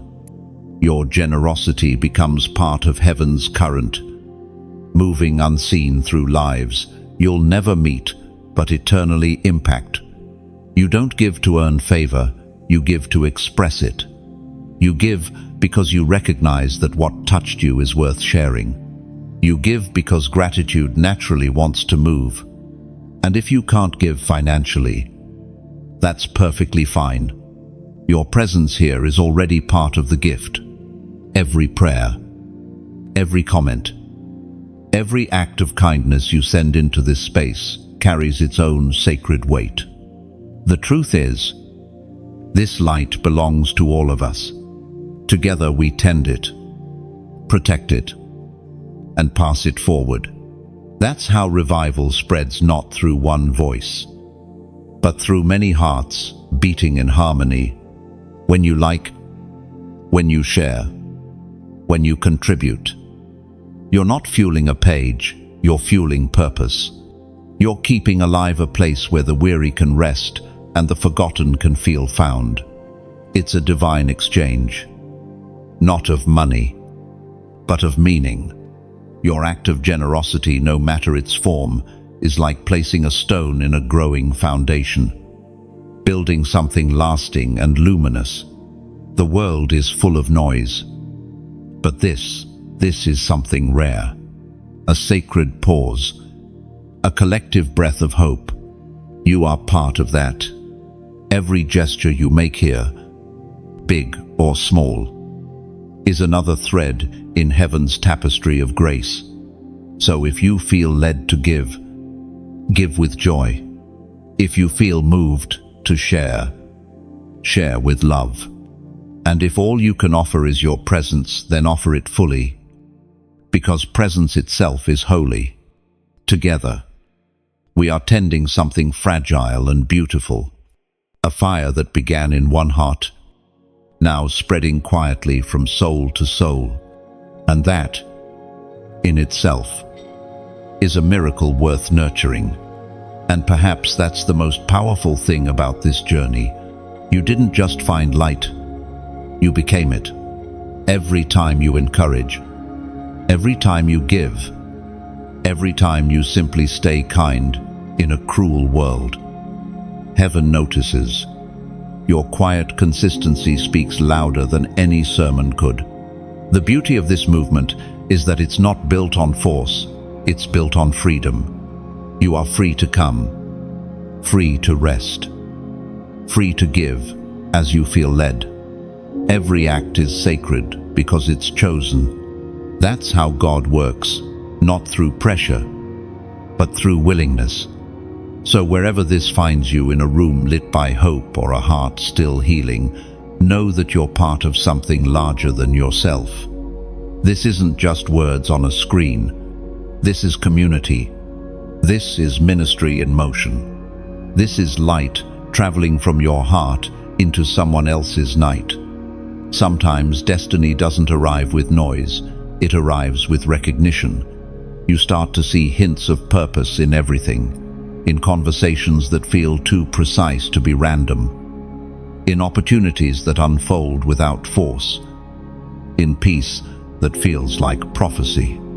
You realize you're no longer chasing purpose, it's catching up to you. You've shifted. The old worries don't fit anymore. The hunger for approval has been replaced with hunger for authenticity. You've stopped asking for signs of favor because you've learned that favor is not proof, it's presence. And that presence has been walking beside you all along. This stage of your journey is about becoming fluent in trust. Not just saying, "I believe," but living it quietly, consistently, completely. You no longer need to see the full staircase because you've learned that one step of obedience always builds the next.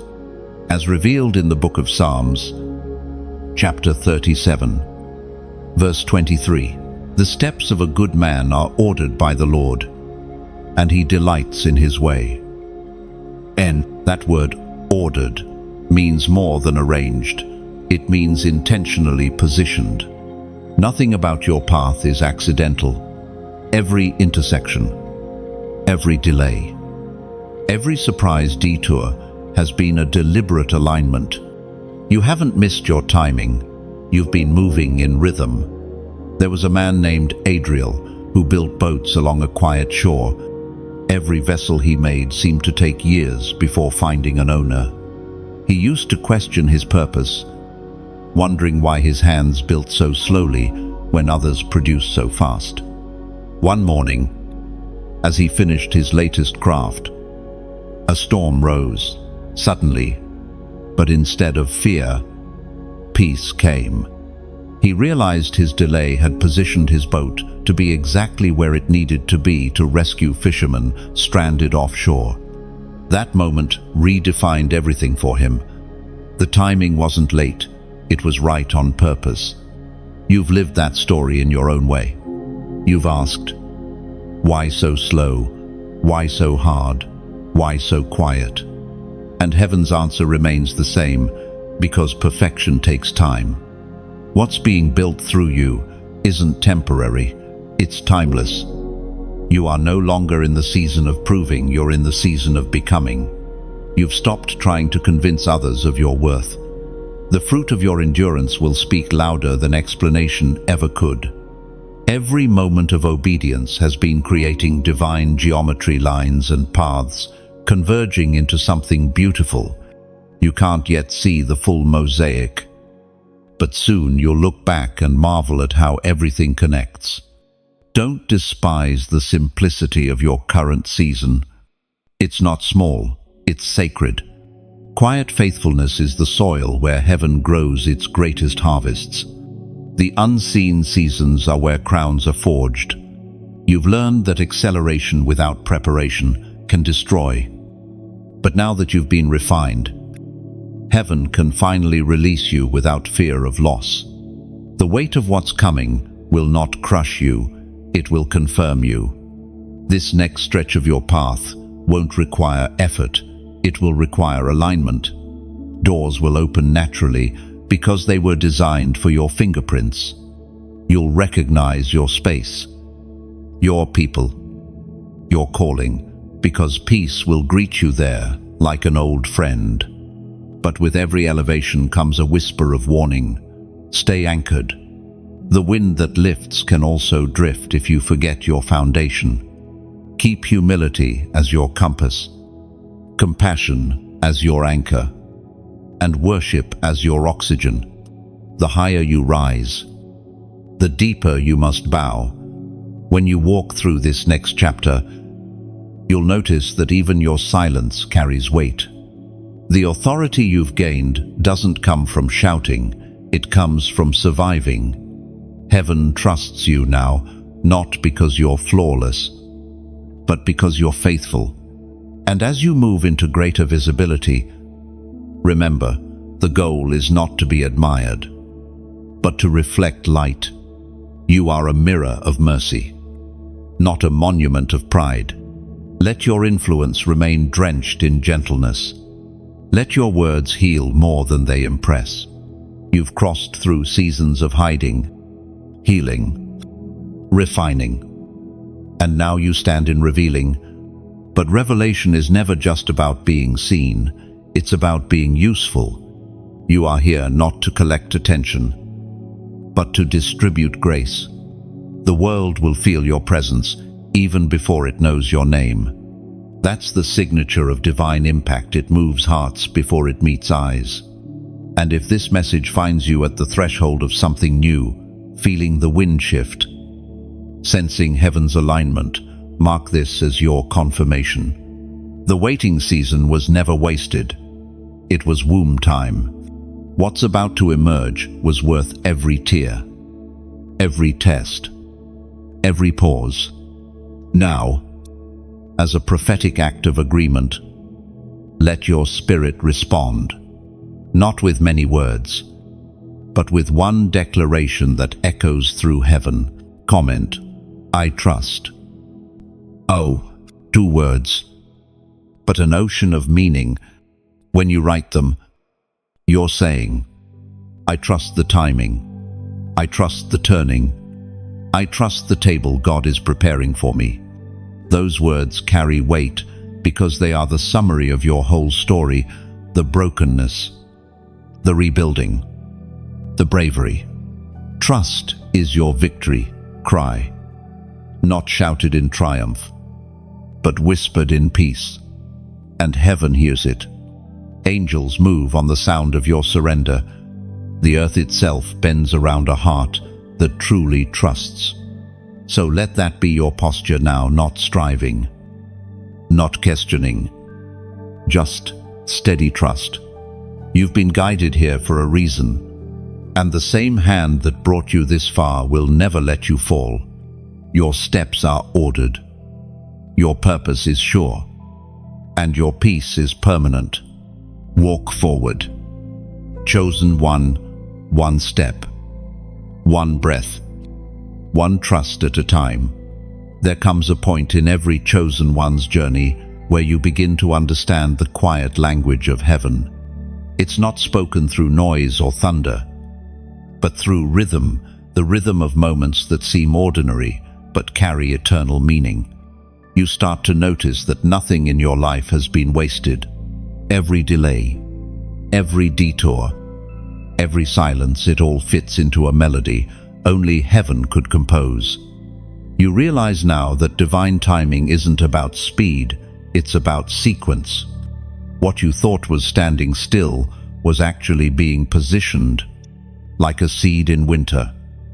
You were buried, not forgotten. The soil was heavy, but it was holy. Growth was happening beneath the surface long before you saw signs of it above ground. The breaking was never random, it was necessary. You cannot carry light until you've learned how to hold darkness without fear. You cannot lead others through valleys until you've walked through one yourself. The chosen ones are not defined by what they escape, but by what they endure with grace.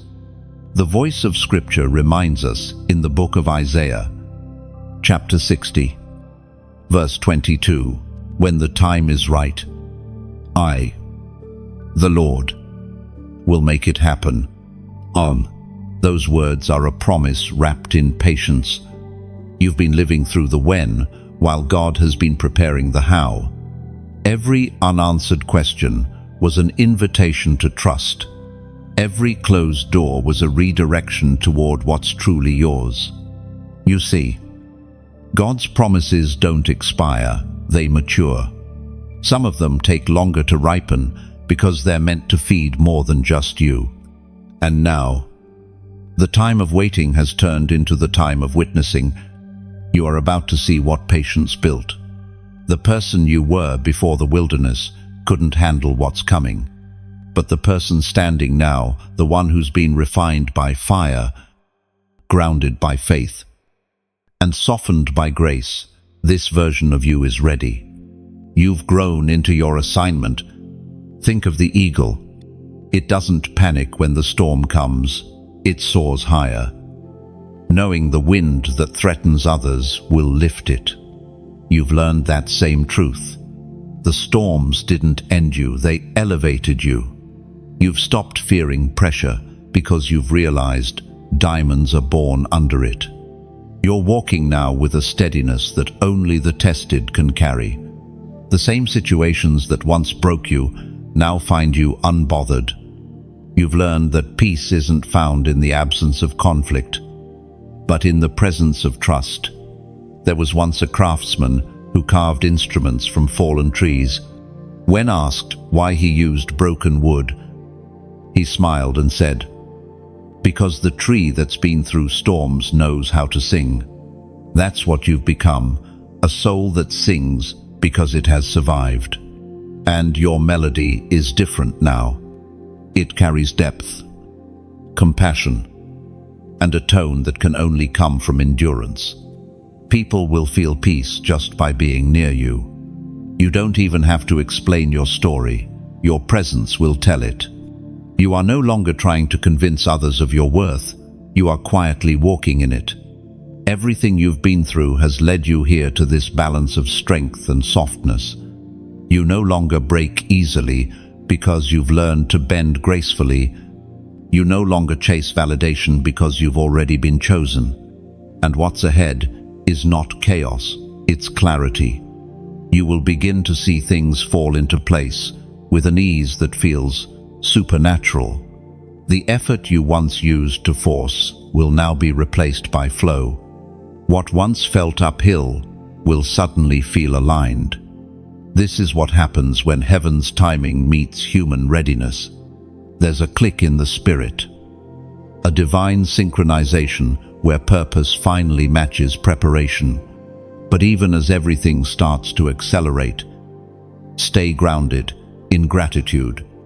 Gratitude keeps the heart open and the ego quiet. It's the anchor that keeps blessings from becoming burdens. You don't need to chase anything anymore. What's meant for you will recognize you by your peace. You don't have to shout to be seen. You only have to stand in truth. The light you carry will draw the right things toward you. And when they come, new opportunities, restored relationships, divine connections, receive them gently. You don't need to prove you deserve them. Heaven already decided you do. Simply walk forward with the same humility that brought you here. Everything you've learned about faith, surrender, patience, And resilience was never just for survival, it was for stewardship. You were being trained to carry blessing without breaking under its weight. Now you'll find that you no longer pray out of desperation, but out of devotion. You no longer ask when, because you trust why. You no longer rush, because you know that what's for you will never miss you. And as this chapter unfolds, you'll realize that heaven's suddenlies are never truly sudden. They're simply the visible results of invisible faithfulness. You've been faithful. You've stayed when it was hard. You've prayed when it was quiet. You've believed when it didn't make sense. Now heaven answers in motion. You've become a living fulfillment of Isaiah's promise. When the time is right, God makes it happen. And that time finally, quietly, gloriously, is now. So breathe. Rest in the rhythm that brought you here. The pressure has passed. The waiting has done its work. You are stepping into divine timing, not by force, but by flow. The door you've been waiting on is opening, not with noise, but with peace. No announcement, no rush, just quiet confirmation that this is where you were meant to arrive all along. You'll look around soon and realize everything has changed. Yet everything feels familiar. That's how divine timing works. It doesn't pull you into something foreign, it leads you home to yourself. So walk forward without hesitation. The path ahead has already been cleared. What you prayed for is no longer distant, it's unfolding around you. Step by step, breath by breath, just as heaven promised. There are moments in your walk with God when everything finally begins to make sense, not because the circumstances have changed, but because you have. The storms that once terrified you now teach you. The silence that once made you anxious now brings you peace. You begin to see that nothing in your story was random. Every thread was woven by divine design. Every tear accounted for. Every waiting season purposeful. The greatest evidence of growth is not how loudly you can declare faith when everything is going well, but how quietly you can trust when everything seems uncertain. That's where you are now, walking in the quiet confidence that even if you don't know what's next, God does. You've learned to live with open hands. You've stopped clutching the things you fear to lose, and started holding everything lightly, knowing that what's meant to stay will stay, and what's meant to go will go. This freedom doesn't come from indifference, it comes from trust. The Word of God declares in the book of Isaiah, chapter 43, verse 2, "When you pass through the waters, I will be with you, and when you pass through the rivers, they will not sweep over you. When you walk through the fire, you will not be burned, the flames will not set you ablaze." 5. That verse is not a distant promise, it's a daily reality. The Lord is not just good in theory, He's good in timing, in intention, in every hidden corner of your life. Even when His plan felt painful, His heart toward you never changed. He cared through every moment of silence, through every trial that shaped you, through every prayer that seemed unanswered but wasn't unheard. Now that you've walked through those fires, you see that His care was never conditional. It was constant. You were protected even in pain, guided even in confusion, loved even in discipline. There was a craftsman named Elior who made glass vessels for the temple. One day, a visitor asked why the process required so much heat. Elior smiled and said, "The fire is not my enemy. It's my collaborator. It helps me find the shape hidden within the sand." That's what God has done with you. The pressure didn't distort you, it defined you. The heat didn't ruin you. It revealed the strength hidden within your spirit. You've been molded into a vessel that can hold both purpose and presence without cracking. You are no longer fragile. You are formed. What used to break you now builds you. You've discovered that the power of faith is not in avoiding hardship, but in remaining whole through it. This season of your life is marked by stillness, but it's not stagnation, it's strength in disguise. Like a tree in winter, your roots are growing even when your branches seem bare. Heaven measures your growth, not by visibility, but by depth. You may not always feel movement, but that doesn't mean there's none. Sometimes the greatest transformations are the ones no one can see. The soul is sculpted in silence. The spirit is refined in restraint. And as you look back, you realize that what you once thought were endings were actually gentle beginnings. The doors that closed weren't rejection, they were protection. The people who left weren't punishment, they were part of pruning. Everything served the purpose of purification. The fire of refinement and the water of restoration have worked together to make you who you are. You carry balance now, the calm of water, the courage of flame. There is peace in knowing you've survived enough to trust that survival is not your only story. You're not here just to endure, you're here to embody joy. That's what heaven wants for you now, not endless tests, but tangible peace, the kind that doesn't need proof. And peace will not mean the absence of challenges, it will mean the presence of wisdom. You'll walk through future storms differently, not because the waves are smaller, but because your faith is stronger. You've learned that God doesn't always calm the storm immediately sometimes. He first calms you. You've been calmed. You've been recentered.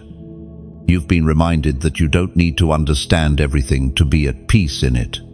The understanding will come when it's meant to, but the trust is what holds you steady. Until then, you are now walking in the rare space between surrender and strength. You no longer beg for direction. You move with discernment. You no longer ask for signs, you sense them. That is what spiritual maturity feels like. Subtle, deep, unshakable.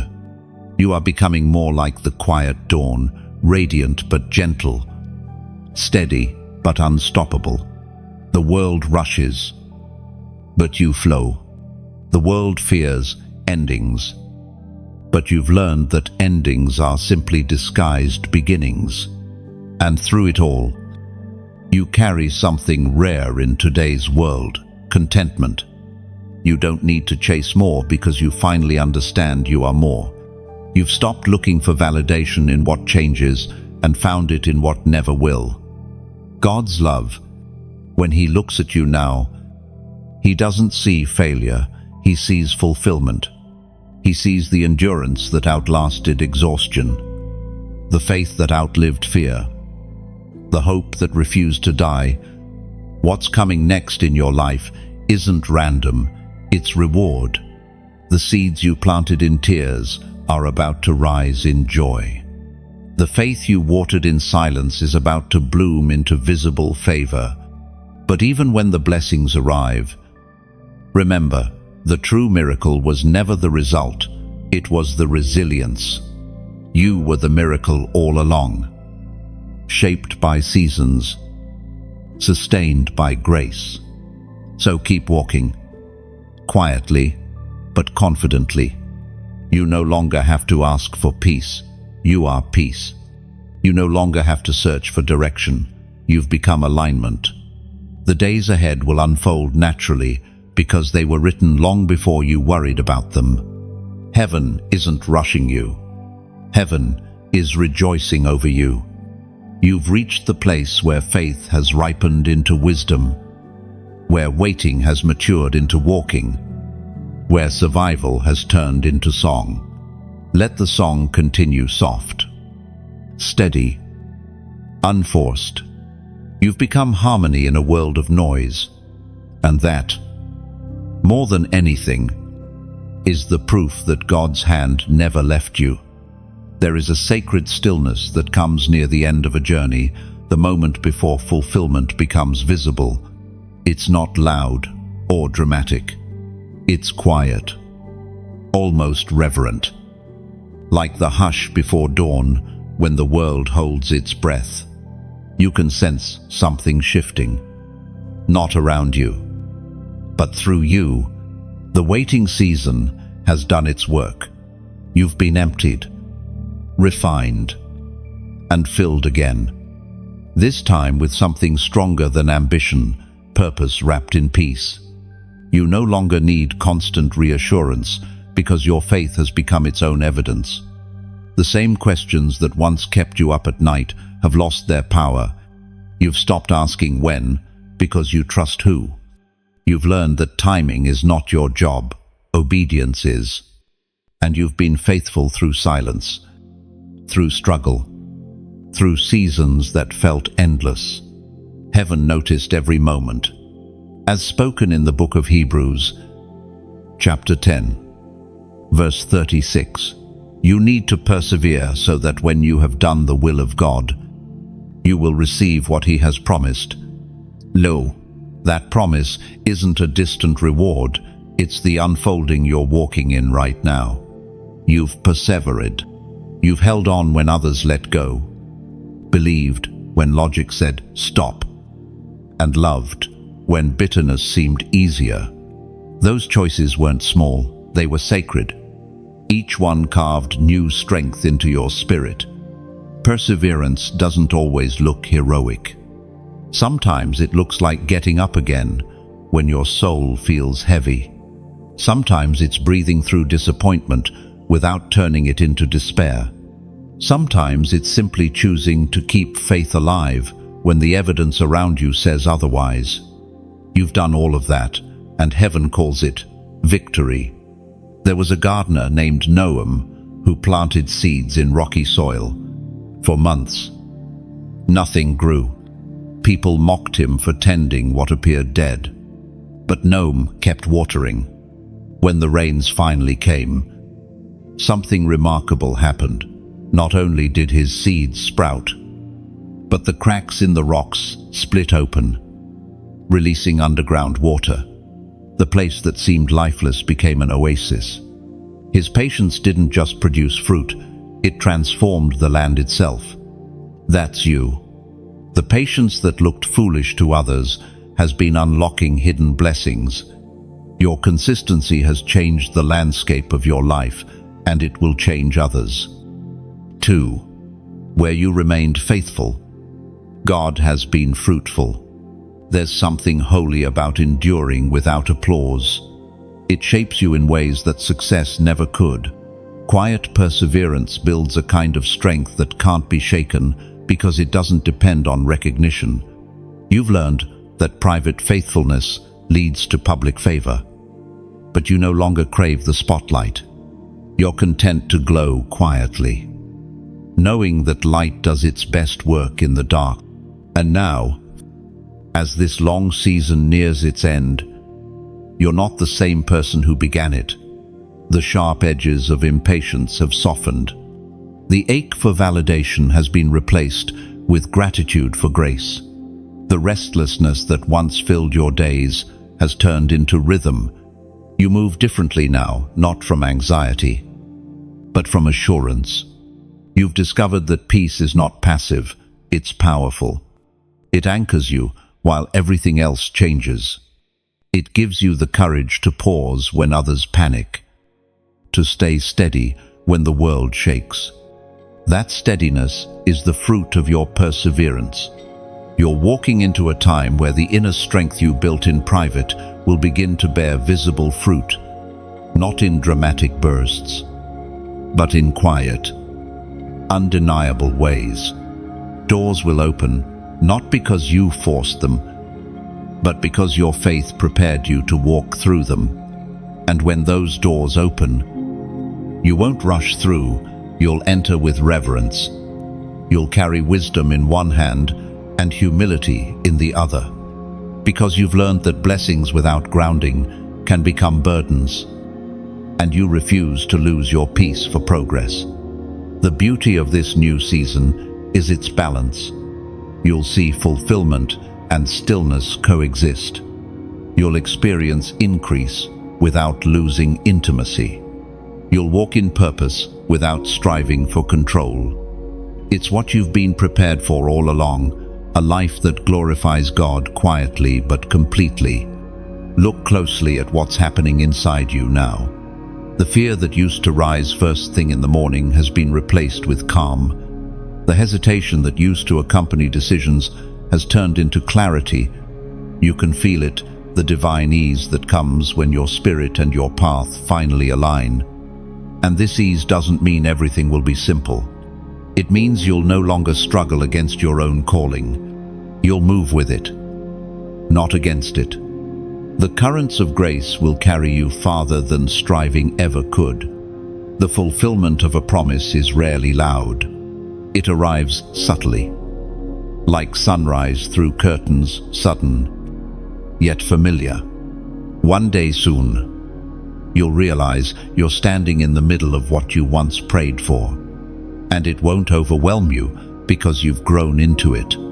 This maturity, this quiet, steady faith is your greatest miracle. You've become what you used to seek, steadfast, whole, and deeply at peace. Even the things that haven't yet manifested no longer intimidate you. You've learned that promises are kept not just in outcomes, but in endurance. Every day you choose to keep faith. You are already living the fulfillment of Hebrews 10:36. And perhaps that's the most profound truth of all. You were never just waiting for God to move. He was waiting for you to mature. Now that you have, the flow begins. When you look back, the dots will connect perfectly. The trials will look like threads of gold woven into your tapestry. You'll see how every setback was a setup, how every no was preparing space for a greater yes.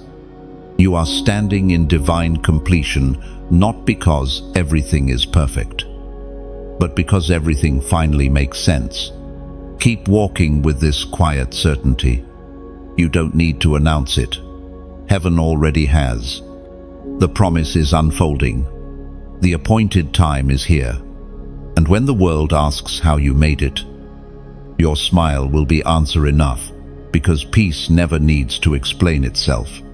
Completion does not always come with celebration. Sometimes it comes with quiet recognition, a deep exhale in your soul that whispers, "It is finished." You realize you've crossed something invisible, not a finish line of exhaustion, but a threshold of becoming. Everything that once weighed you down now feels lighter because it finally makes sense. You're standing on ground you didn't even know you were walking toward. There's a stillness in this space, but it's not empty, it's holy. You can feel heaven close, closer than ever. It's as if all of creation pauses to honor the long road you've walked. Every tear, every waiting night, every silent prayer, they were all counted, all seen, all remembered. The angels know your name, not because you shouted it, but because you kept believing when others stopped. You've learned that completion doesn't mean perfection, it means peace. The story doesn't need to be flawless to be finished, it just needs to be faithful. And your story is exactly that. Faith made visible. As spoken in the book of Revelation, chapter 3, verse 8, I know your deeds. See, I have placed before you an open door that no one can shut. I know that you have little strength, yet you have kept my word and have not denied my name. Those words could have been written for you. You've kept his word when strength was low, when silence was heavy, when faith felt fragile, and heaven took notice. You may have felt small, but your obedience carried eternal weight.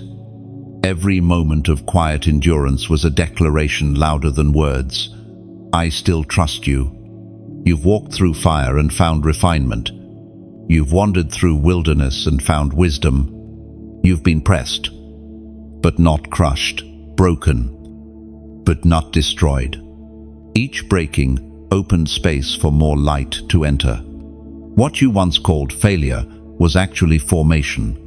Now, you stand as living testimony that endurance produces glory. You've become what heaven designed long before the world named you, a reflection of divine resilience. The kind of strength that doesn't roar, it radiates. The old version of you, the one that doubted, panicked, sought approval, has dissolved in the fire of transformation. What remains is purified, unshakable faith. You no longer react to storms the same way because you've learned that every wave that tried to drown you was actually carrying you closer to shore. This is not the end of your story, it's the end of your striving. You've reached the point where your heart beats in rhythm with heaven's will. You no longer wrestle for control because you've seen what surrender builds. You no longer question the process because you've seen what patience reveals. You understand now that every season was divine choreography. The heartbreaks, the breakthroughs, the losses, the lessons, they all danced together to bring you here. The orchestra never stopped playing. You just had to learn to move with the music. There was once a sculptor named Tiran who spent years carving a single figure from stone. When people asked why he took so long, he said, "Because I'm not carving the stone, I'm revealing what's already inside." That's what God has done with you. He didn't build you from scratch. He uncovered you from within the stone of circumstance. Now the sculpture stands whole, balanced, radiant, not because it's new, but because it's true. You have returned to the essence of who you were always meant to be. Look around your life and you'll see it, evidence of divine fingerprints everywhere. Things that once fell apart have fallen into place. People who left created room for peace. Opportunities that disappeared made space for destiny. You didn't lose, you were being aligned. And in this alignment, gratitude flows easily, not forced, not rehearsed, but genuine. You thank God not only for what worked, but for what didn't, because you finally understand both were necessary. Peace has replaced urgency. Trust has replaced tension. Love has replaced fear. You carry these not as fleeting emotions, but as your new nature. You are no longer chasing light, you are light. The world around you may still be loud, but inside, there's quiet authority. You move with purpose now, not pressure. You speak with gentleness, not performance. You love without needing to be loved back. That is freedom. Completion has made you weightless. You've shed the burdens that once disguised themselves as responsibilities. You've learned the difference between carrying and clinging. You now walk with hands open, ready to receive, but not desperate to grasp. The same hands that once trembled with uncertainty now bless others with calm. You've become the peace you prayed for, the strength you sought, the testimony you needed to hear. This moment, this quiet awareness, is heaven's way of saying, "Well done." You don't need confetti or crowns to confirm it. You've already been crowned with clarity, with compassion, with conviction. You have learned to see endings not as loss, but as transformation. What finishes in the natural continues in the spiritual. Every chapter closes only to make room for new revelation. From this point forward, life won't be about survival, It will be about service. You'll teach not from theory, but from truth lived deeply. You'll guide others not by instruction, but by example.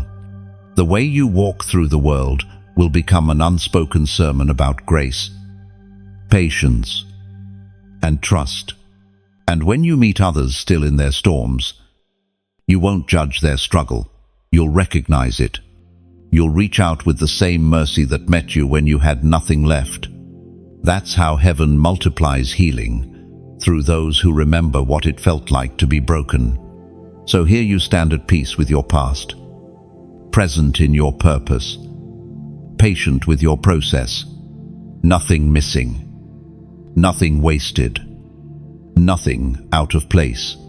You've finished the season of striving. You've completed the chapter of becoming. Now, you simply are. You are light. You are testimony. You are fulfillment in motion. And when you look toward tomorrow, don't rush to name it. Just walk into it. Because the same God who wrote your beginning is already waiting at your next sunrise. So here we are at the final heartbeat of this journey. You've walked through fire, through silence, through seasons that stretched your soul and shaped your strength. Every word, every story, every whisper of faith has been leading you here to this still, sacred moment where everything comes full circle. You've changed, not just in circumstance, but in spirit. You read differently now because you see differently. The pain that once made you question has become proof that purpose was always alive inside you. The tears you shed were not wasted. They watered the very ground you now stand upon. And as this final moment unfolds, let's pause to honor what has happened here. This isn't just an ending, it's a continuation. The same grace that carried you through these words is still carrying you beyond them.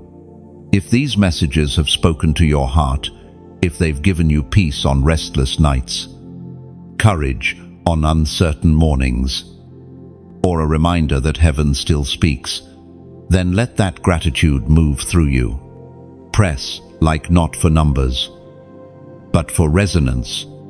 Each tap is a candle you light in this sanctuary of digital space, whispering, I'm here, I've received, I'm grateful. Then, when you share, imagine passing a torch. One share can become the moment someone else finally feels seen, reminded that their struggle still has meaning. It's not just a post, it's a ripple of hope through unseen waters. Subscribe not for updates, but for continuation. This space is not a page, it's a journey. Each reflection is another step, a conversation that never really ends, just deepens. And if your heart feels led to donate, let it come from that quiet place of gratitude, not guilt. Giving is never obligation, it's overflow. It's like watering a field where your own soul found rest.